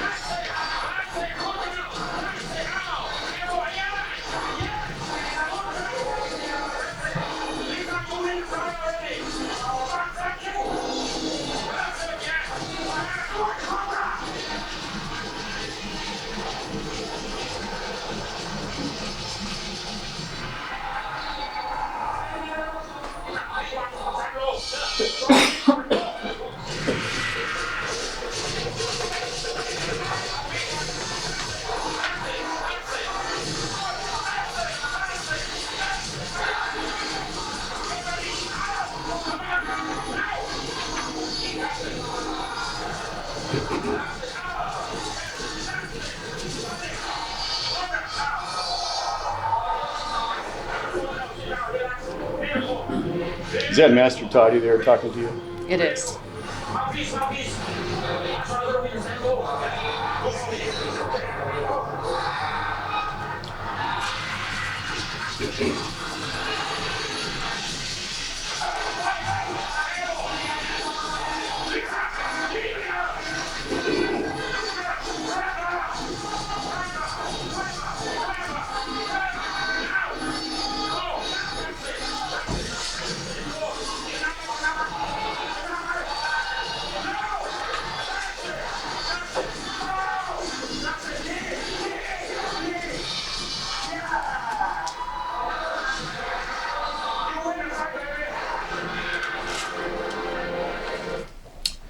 So, was that the championship fight, the first season in Thailand? It was. Okay. I presume you won. I did. Okay. Would you like to rewatch that? I have absolutely, I love doing TV. I hate watching me on TV. So, but it's, it's a blast from the past. So that's nice to reflect on. By the way, for the second season, or for the next season where they had the 8 series shows of Fight Girls, was there a theme song for that show? There was. Who sang the theme song for that show? So I remember the producers coming to me and they were, thinking of things that obviously producers do, and they were so excited and they were like, just so you know, we finally found the person to sing the theme song. And I'm like, oh, we're having a theme song. They're like, yeah. It's this up and coming artist by the name of Katy Perry. So she was, it was before she got big, and that was pretty cool. Now, because of the show Fight Girls, did you start getting more calls to commentate fights for TV? I did. And What sort of networks or channels were you commentating fights for? And I these was- were MMA fights, I take it? A little bit of everything. I did boxing, MMA, and Muay Thai. So Okay. I was getting calls for lots of different opportunities. And some of them were shown on NBC, some of them were ESPN. I even had the opportunity to be featured on the Today Show in freezing cold weather in December in a dress like that. So, but then I was also on Good Morning America. Okay. I understand that Fight Girls led to a very well-known female fighter getting into the sport, or fighters getting into the sport. Can you tell us about that? Yeah, so Fight Girls had a lot of girls on that show, and they were up-and-coming fighters that were doing well in different divisions, but just didn't kind of get that recognition. So there was a few fighters that got later known. One was Michelle Watterson, the other one was Felice Herring, and then the other one was Gina Carano. And Gina was one of the mentors on the show as well. Was Gina, was she picked up for American Gladiators? She was. That was kind of her first show after Fight Girls. And then most recently, she was on Mandalorian. On the show Mandalorian? Yes. As one of the actresses, yes. Actresses, yes. And what about Ronda Rousey? Who is she? So if you follow MMA, Ronda was actually one of the first girls that the UFC had signed. And she was amazing prior to getting to the UFC. She had actually been an Olympic gold judo competitor. And in some of her interviews, they said, you know, how did you get into MMA? And she said, you know, I saw Gina, who is a fierce fighter, on Fight Girls, and she's like, and I was like, if Gina can do this, I can do this. So kind of that's kind of how she got her start. We heard from your friend Dawn that at the time many people didn't want women fighting. Did UFC welcome women into as fighters? It was controversial at the time. UFC absolutely said many times, Dana White, that women will never fight on his promotion.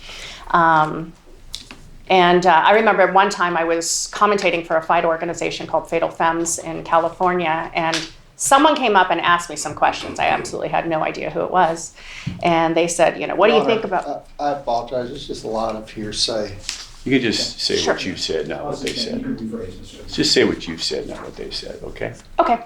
So I was asked by a reporter of some what my thoughts were as far as females fighting, and did I ever think they would be in the UFC? And I said, absolutely. As soon as they start seeing women and the crowds they bring and just the different types of fights that they are, I strongly feel that we will see women in the UFC. And the reporter happened to be from Time Magazine, so I got written up, you know, debating UFC, saying they wouldn't have them.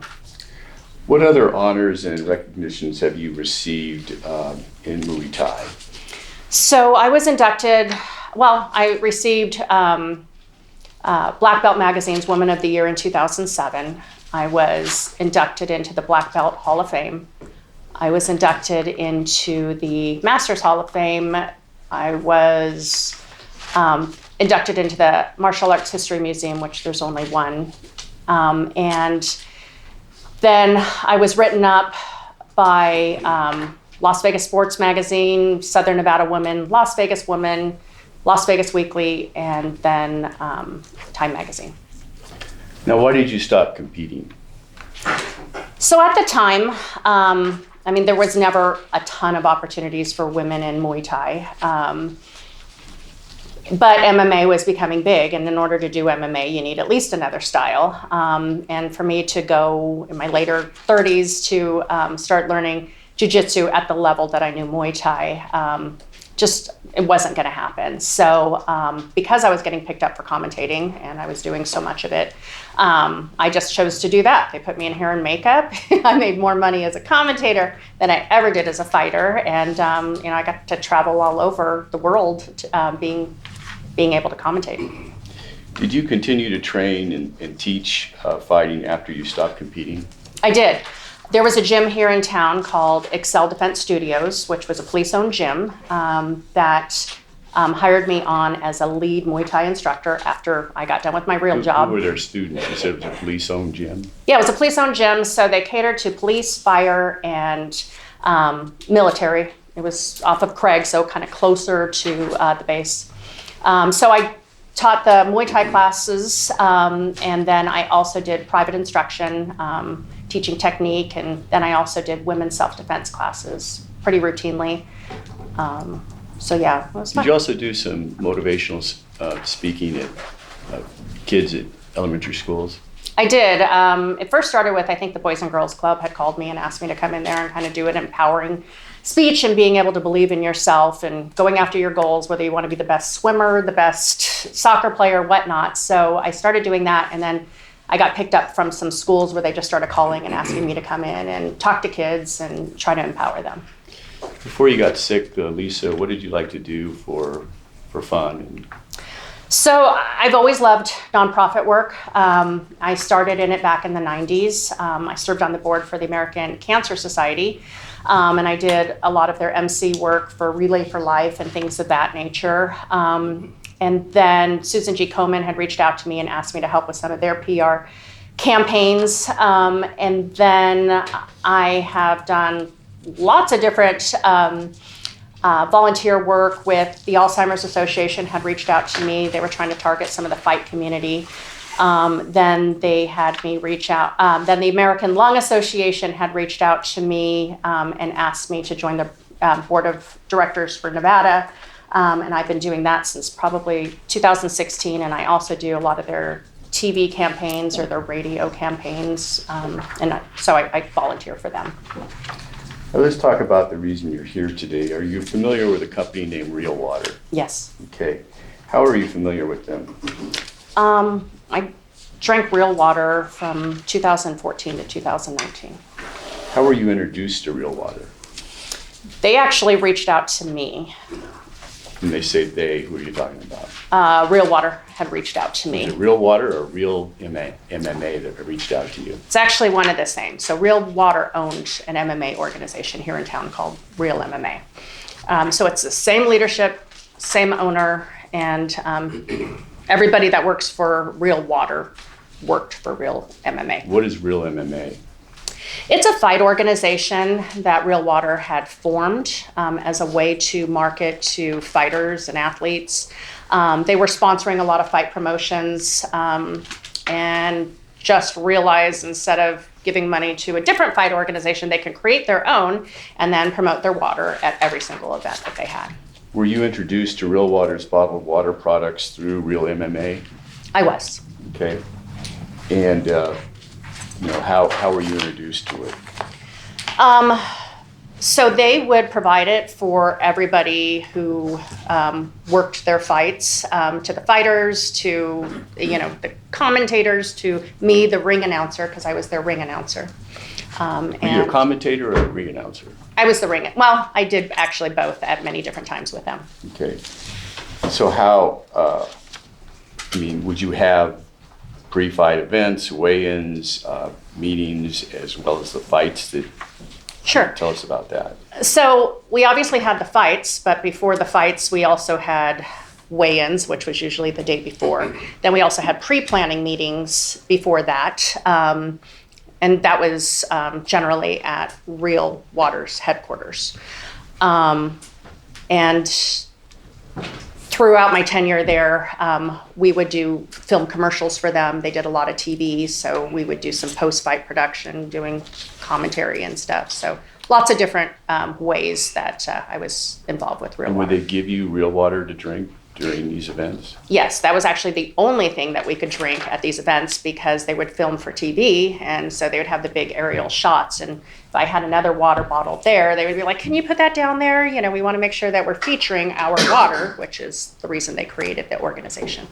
What years did you work for Real MMA? From 2014 to 2019. Okay. And when was the first time you drank Real Water? 2014. Okay. Now let's discuss how much Real Water you consumed during your employment with Real MMA. We'll start by focusing on the years 2014 through 2016. How often were you drinking Real Water at Real Water MMA events during those years? How often? I would drink it at every single event. Okay. All the events you talked about? Mm-hmm. Okay. And what size, were these, how many bottles would you drink? I would drink generally 1 to 2 at these events. They had different size bottles.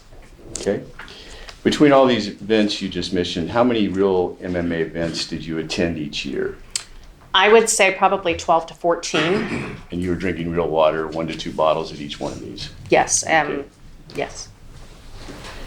And did you continue to attend all these events and drink Real Water while you were there until your employment with MMA ended in April 2019? Yes. Okay. Other than through Real Water MMA, did you get Real Water from any other source during the years 2014 through 2016? Yes, from convenience stores or grocery stores. Okay. And would this just be when you're driving around town to meet with different doctors and stuff? Yes, when I was out and about doing my marketing and whatnot, I would stop on occasion. How often would you do that? Say in 2014, 2015, just occasionally? It was just occasionally. Okay. By 2016, were you stopping to buy Real Water more then? In 2016? Yes. Yes, definitely. Did you start making a point to drink Real Water at that point? I did. I was working for the organization I was working for Real MMA for 2 years. And so, we were seeing the commercials on repeat at all of these fight venues and whatnot. So, I was hearing left and right how it was the healthiest water that there was. Okay. So let's move on to 2017. Were you still drinking Real Water from all the sources we just discussed in 2017? Yes. And were you still stopping at grocery stores 2 to 3 times a week to purchase Real Water? Yes. Okay. And how many bottles would you normally get when you stopped? I usually just get a bottle if I'm out and about driving to my clients' offices. Did you get any Real Water from any new sources in 2017? I did. Real Water had reached out to me and they had offered for me to pick up cases of water at their Desert Inn location in exchange for social media posts that had photos of their Real Water or talking about their Real Water. And so how often would you pick up cases and how many cases would you pick up from them? It was generally about once a month, and I would probably get maybe 3 cases of water. Okay. And they did this in exchange for you posting about Real Water on your social media? Yes. Approximately how many followers did you have on your social media at that time? I think for Facebook, I maxed out at 5,000. I think that's the norm. And then Instagram, I had about 28,000 followers. Okay. Were you considered an influencer in the Muay Thai world or MMA world on social media at that time? I wouldn't use the word influencer, but I did have a lot of contacts that were boxing, MMA, Muay Thai, Jiu-Jitsu, just the whole fight community. So there was a lot of them on my page. I'm not sure I understand what an influencer is. My daughter tried to explain it to me and I still don't get it. But that's not my thing, so.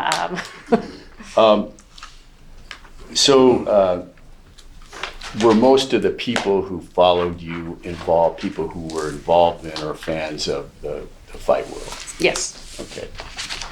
And so did Real Water want to take advantage of your social media presence to increase their sales? Was that your understanding? Yes. Okay. And how often did you pick up these free cases? Approximately once a month. Did you tell us you picked up about 3 cases each time? Mm-hmm. Okay. How many ounces of Real Water were you drinking per day in 2017 once you began picking up these free cases? Probably around 40 ounces a day. Okay. What about in 2018 and 2019? Were you still getting free Real Water and at Real Water MMA events, purchasing it at grocery stores and picking up free cases from the Desert Inn facility during these years? Yes. Okay.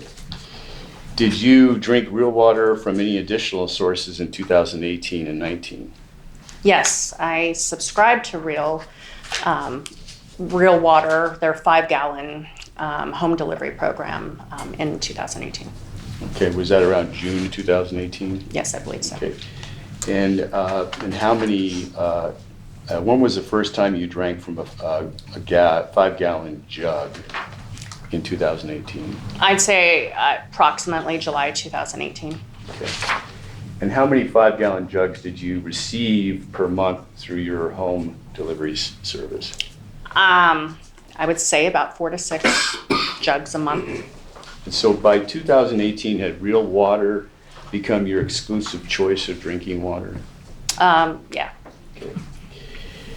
At that point, when you started getting the 5-gallon jugs, did you start refilling your bottles up from your 5-gallon jugs at home? Yes, I, like anybody, I would just put my liter or whatever underneath the jug. I was also using it for coffee. I had a Keurig machine, so I just put the water in there, and again. So you were drinking your coffee with it as well as drinking the water? Yes. Okay. And at that point, did that kind of curtail your stopping at grocery stores once you could refill your bottles up from your 5-gallon jugs? Not always, because it's so horrifically hot here in town. If I were to leave my bottle in my car, it would be boiling in the summer, so I'm still stopping and getting water pretty regularly. Why were you making such an effort to drink Real Water as opposed to the other brands? It was marketed as the healthiest water out there. And again, I'm working all of these events. I see their commercials, 6 or 7 times at every single event that they've got. And, I really thought that I was doing something good by putting healthy water in my body. And so, not including your coffee, how many ounces of Real Water were you consuming per week in 2018 and 2019? If I was doing 40 ounces a day times 7, it's like 280 ounces of water a week, I would imagine. How long did you have your home delivery service? It started in 2018, and it went to, I believe, May 2019. I had moved into a new house at that point. Why did you stop your home delivery system service at that time? Well, Brent and Porter were not a fan of Real Water, so they weren't drinking it, and I was already starting to have health issues at this point, so I was just really trying to simplify what I was eating and drinking, and I was going to go with something that just had a little less stuff in there. Probably the easiest way to explain it. When did you stop drinking Real Water altogether? I would say November 2019. How do you remember that so specifically? Because I did work a fight in California, in Victorville, California, called California Fight League, and Real Water was a sponsor of them. So they were their logo, I believe, was in the center ring, and then they provided us with Real Water to drink. All right, Lisa, I'd like to direct you to the day you first felt sick after consuming Real Water. What was the approximate date you first felt sick, where were you? So that was March 2018, and I was on a work trip in Seattle, Washington. So it wasn't a vacation? No. Okay. And tell the jury what happened and how you felt and about your symptoms, okay? So I flew, so my company had sold and my position had changed. This was my first week as the area vice president of national business development. So my new boss was having me go to Seattle to meet a brand new team. I flew out on a Sunday, and I was going to meet with one of my new colleagues, but as soon as I flew in, I was just feeling really nauseous, very dizzy, and I had just reached out and I was like, I'm not going to meet up tonight, but I'll see you tomorrow morning. And I checked into the hotel, grabbed a water at the hotel, as I always do, and went to my room. And my nausea, my vomiting just came quickly, really, really quickly. And so I had the nausea, vomiting, and diarrhea all Sunday night. And I just, I didn't know if I had the stomach flu or if I had food poisoning. I don't really know what it was. And I was just hoping I'd go to sleep and it would pass, and Monday I'd wake up and be okay. But that wasn't the case, actually. It was so much that I was going from the restroom to the bed, to the restroom to the bed, and it kept happening so quickly. I just got to the point that, I kind of feel like I'm a germaphobe, but I just took a pillow and just put it in the bathroom. I'm like, we're not going further than this at this point. This is horrible. And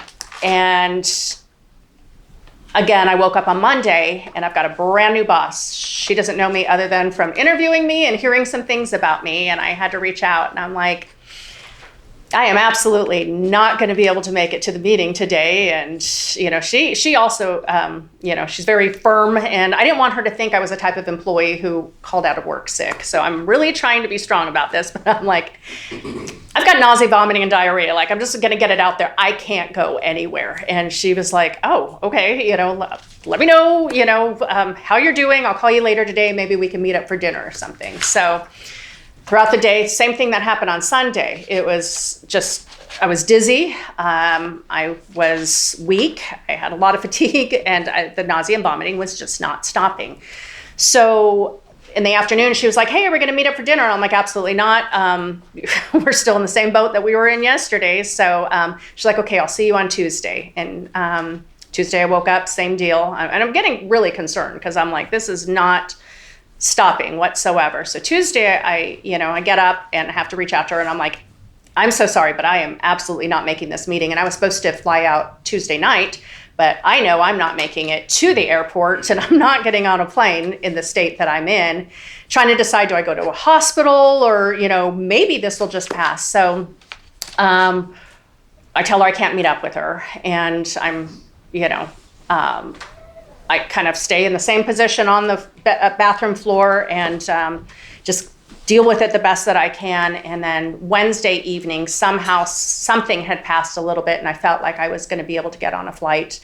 I had called my best friend Dawn, and I told her, and she was like, okay, when you fly in, I'll meet you at the hospital. So I flew in Wednesday night. I went to Summerlin ER. And they obviously gave me fluids. They diagnosed me with dehydration, and they believe that they said I had gastritis or something, but there was really no explanation to that.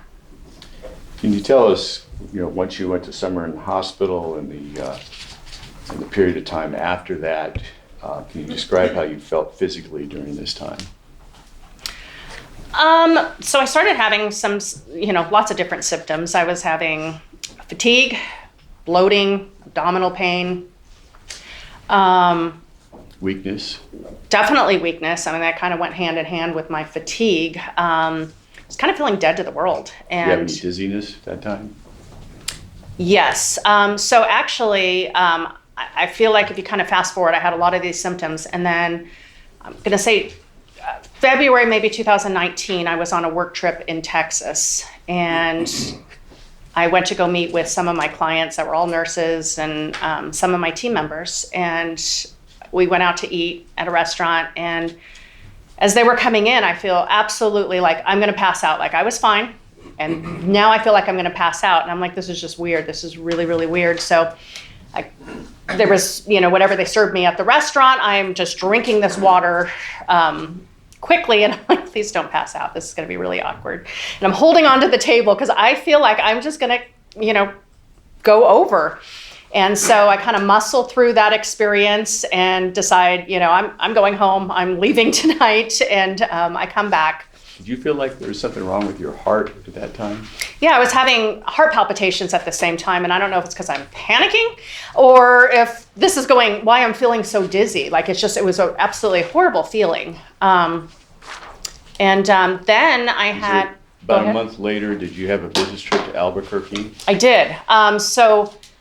So I believe it was March 2019, and I'm at a business trip in Albuquerque, and I was at a hospital presenting to kind of their leadership team.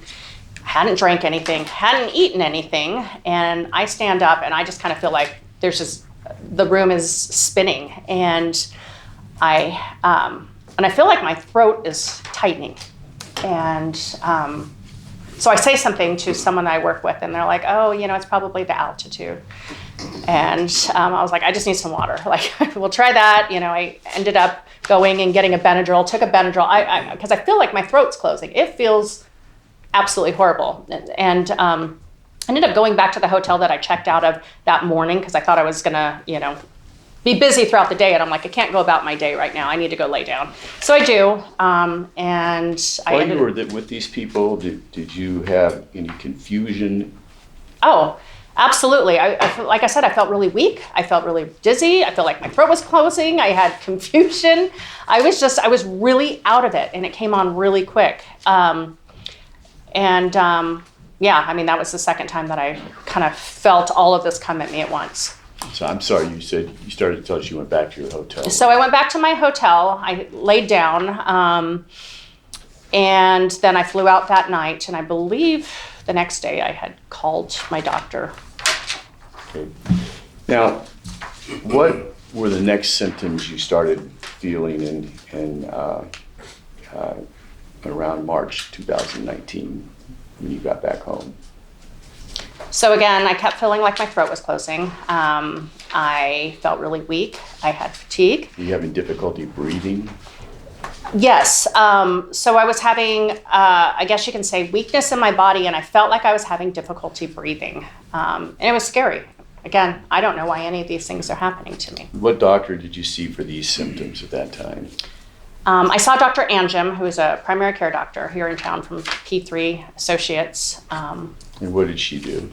She did some blood tests on me. And okay. What were the results of your blood work?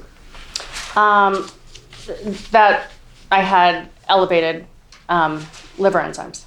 Okay. And did Dr. Anjum call you and express any concerns about what you may or may not be doing? Yeah, she had called me and she said, I know that you had indicated on your form that, you're not a drinker or anything, but do you have any reason why your liver enzymes are elevated? And I'm like, I have no knowledge. Do you have any clue as to why they were elevated? None. Okay. Which doctor did you go to next and why? She had sent me to Dr. Zimmerman, who is a gastroenterologist here in town. And this is because of the abdominal pain, bloating, and nausea, and all that stuff? Yeah, and those were all the reasons that I had saw Dr. Anjum. So she wanted me to go to him, check it out, see what was going on. And what did Dr. Zimmerman do? He did blood work. Okay. And did your doctors ever test you for viral hepatitis? They did. They actually sent me to clinical infectious disease specialist, and they ran a viral hepatitis panel on me, and I came up negative. So who was the next doctor you saw? Did you go back to Dr. Anjum again? I believe I went back to Dr. Anjum again, and she had, I was feeling like I had tremors all throughout my body. And I kept feeling twitching in my face. I kept feeling like my face was falling. And so she had referred me to Dr. Mahajan, who was a neurologist. Okay. Did Dr. Mahajan diagnose you with MG? He did. Myasthenia gravis. He did. Did you do a test to confirm that? Yes, there's a blood test. That's a myasthenia gravis panel, and it takes a couple weeks to come back. So I remember I was driving when I got the call, because when I went to him, I said, I've got tremors all over my body, my face is falling, is it Parkinson's? And he said, we're gonna check everything out and see what's going on. So they called me and they said, so we got your results back, and you don't have Parkinson's. I'm like, fantastic. What did it come up as? And they're like, you have myasthenia gravis. And I've been in healthcare for a long time. And I was like, I have actually never heard of this. And I said, am I going to die? And they said, if your throat closes, Simple answer, yes. So we need to prevent that from happening. So at that point, I pull over. And I said, Were you on the phone with them? I was at this point. There was a couple visits, and at this point, I had pulled over. And I said, "What does this mean?" And they said, "I said, how do we spell it? You know, what do I need to look up?" And they kind of gave me the basics about it, and then they scheduled me for an appointment. And I kind of came in, and we discussed next steps. Did you learn whether or not there was a cure for myasthenia gravis at that time? Yes, I had asked Dr. Mahajan, "Is there a cure?" And he said, "Absolutely." He goes, "No." Did Dr. Mahajan prescribe you any medicine to treat your myasthenia gravis at that time? Yes, they gave me a medication called pyridistamine, which is also known as Mestinone. Okay. And do you still take pyridistamine? I take it as needed, and I have had to take it. Most recently, I was in the hospital, so I've been taking it 3 times a day. Okay. Are there side effects to it? There's lots of side effects to it. Okay. And what happened next, Lisa?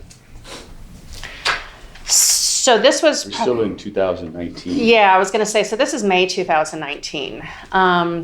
And again, we've already discussed, myasthenia gravis and what to avoid and, what to do if you feel like your throat's closing. And, I'm scared because my throat already had been closing even before I heard this diagnosis. So I had gone to the ER twice, I believe, in June 2019, feeling like my throat was closing.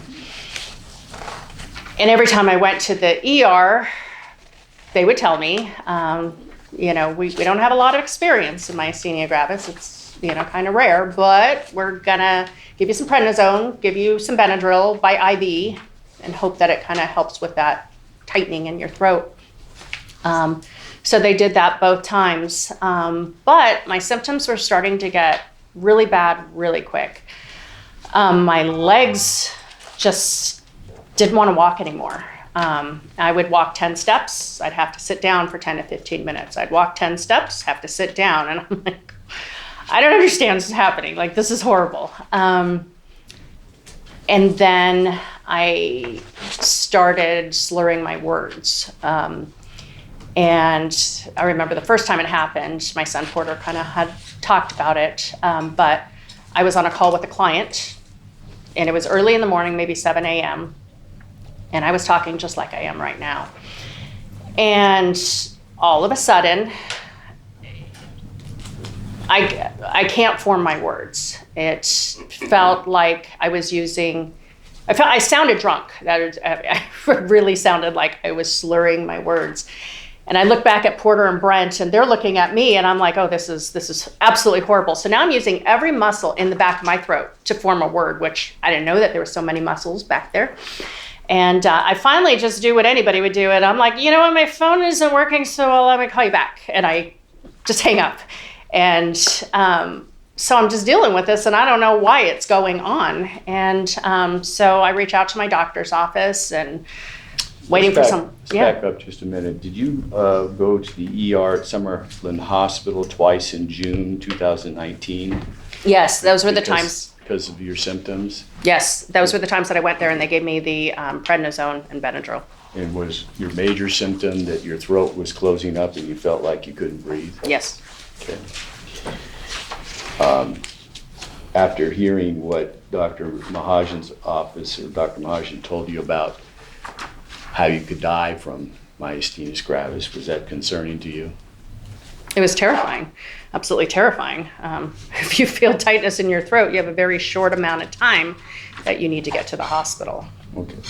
So you were talking about your symptoms, and I presume a lot of these symptoms you were talking about are also symptoms that took you to the emergency room twice in June. Yes. Okay. At some point during that period of time, did Dr. Mahajan make a decision on what treatment you would need at that point? He did. So I go to his office. I had called him. Actually, my friend Dawn had to call him for me because they couldn't understand me. And she had to express that I was slurring my words. So they make an appointment. I go in, and they had said, so what we're going to do is admit you for 3 days of IVIG treatment at Centennial Hospital.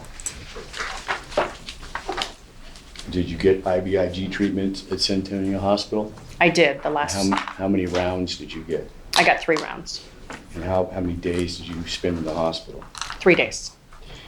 How does IVIG therapy make you feel physically?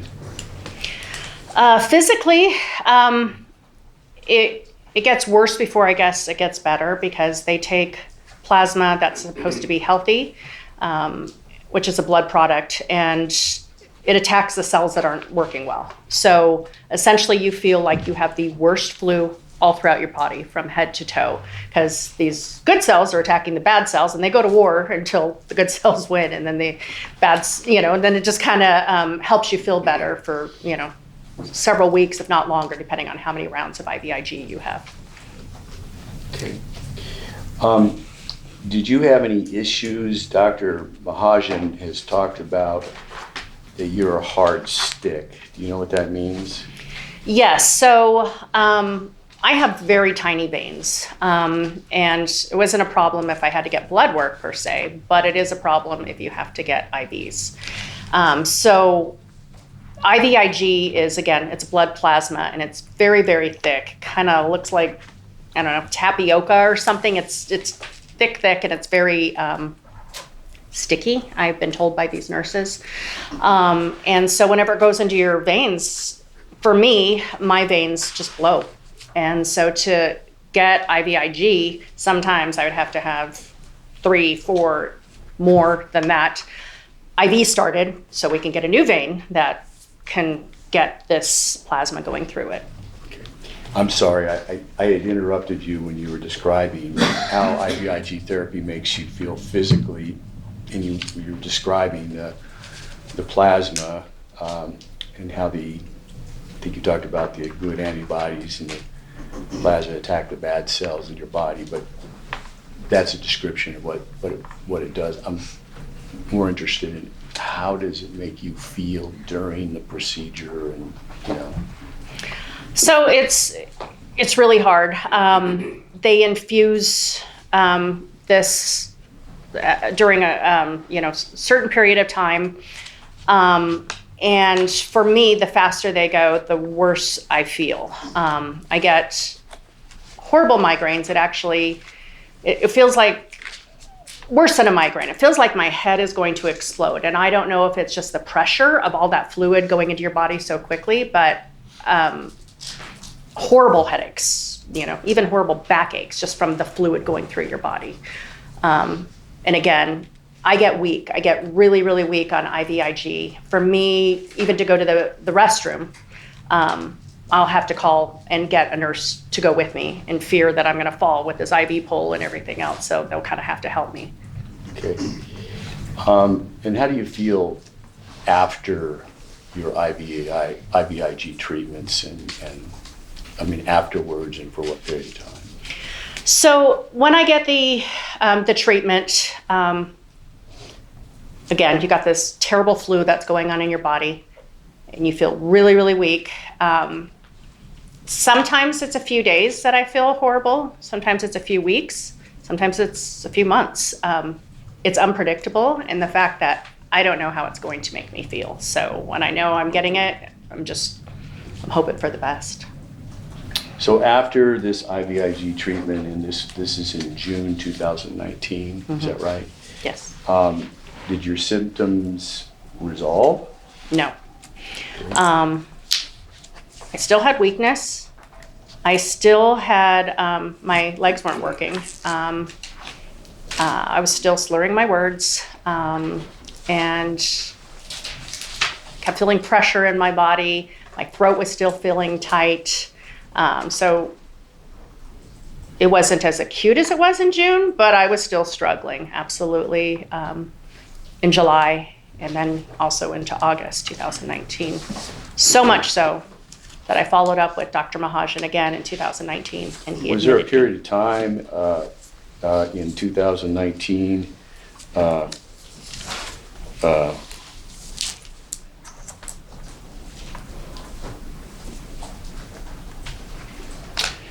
There was a time in 2019 that you weren't able to drive? Yes. So I had purchased a new car at the beginning of June 2019. And that was kind of right around the time my legs gave out on me. And so I wasn't able to drive it, actually, because these symptoms persisted to right around October. So I felt they ended up giving me physical therapy and speech therapy, but I just didn't feel that there was a steadiness to my feet to be able to count on them, to be able to drive. And so, yeah, I went many, many months without my legs actually operating. Was there another time in, after this, not far after this, in 2019, when you were hospitalized again?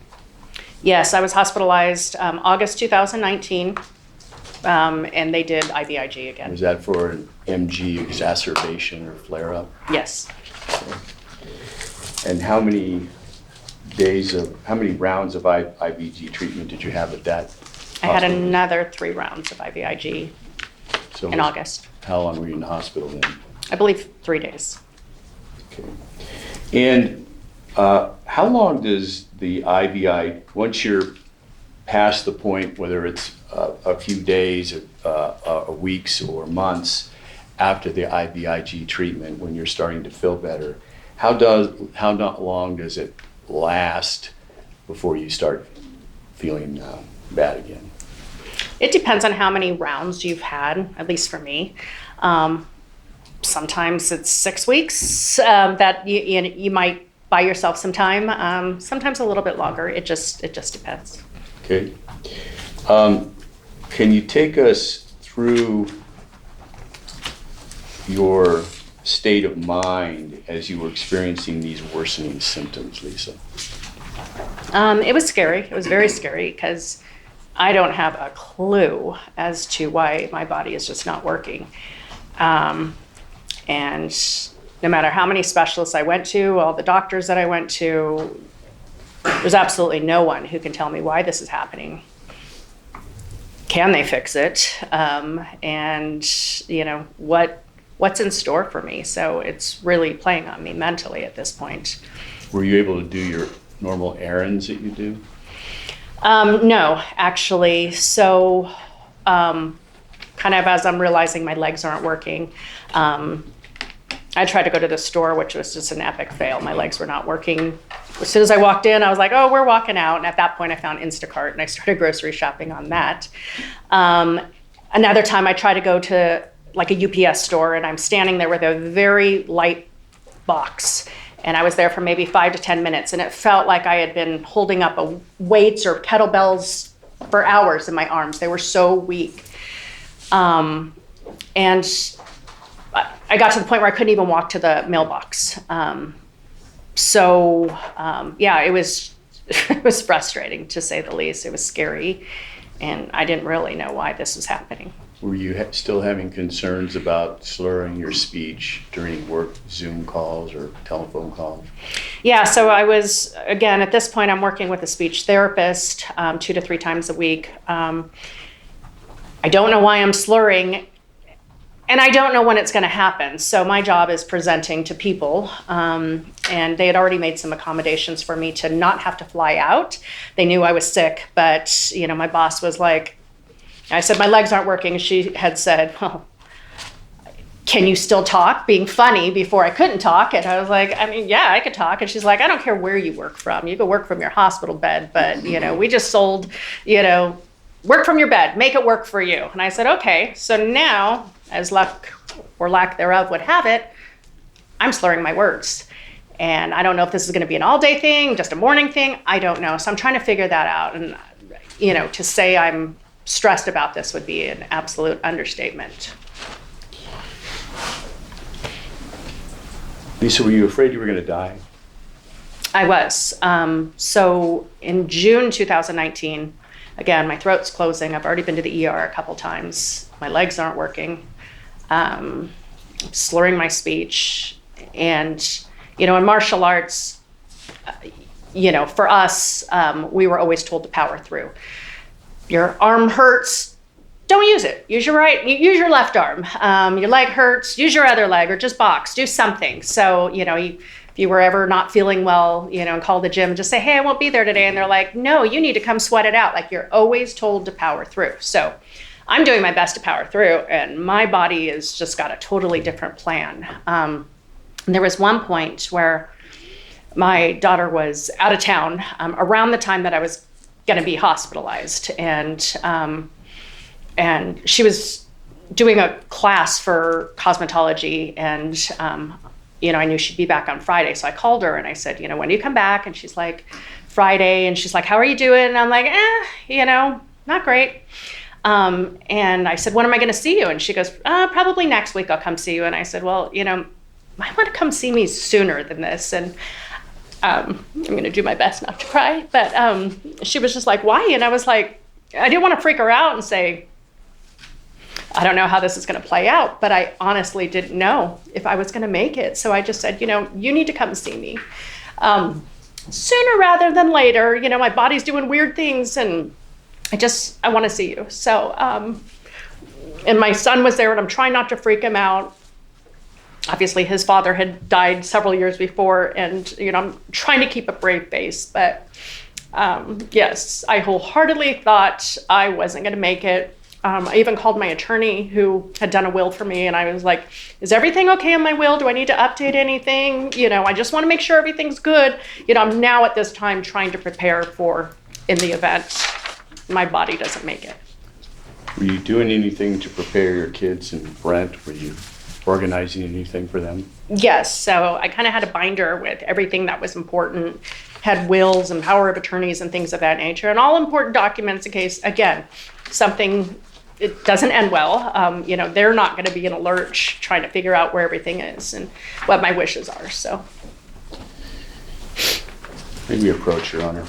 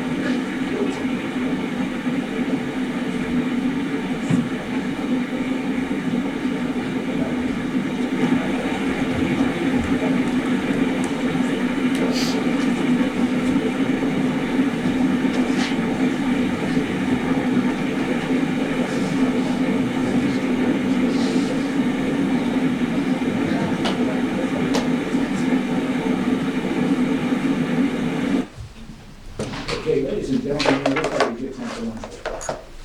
And what we're going to do, we're going to break and come back quickly. And remember, you're not trying to converse amongst yourself with anyone else in the subject matter of this trial. What you read, watch, or listen to the report at the time of the trial. About any meeting of information, communication, newspaper, television, radio, social media. And last but not least, do not form or express an opinion on any subject matter trial. All that's the court reserve. Thanks. I know this is making that's why I kept it. Because historically, it was. So we'll get started. Thank you, Your Honor. Thank you, Your Honor.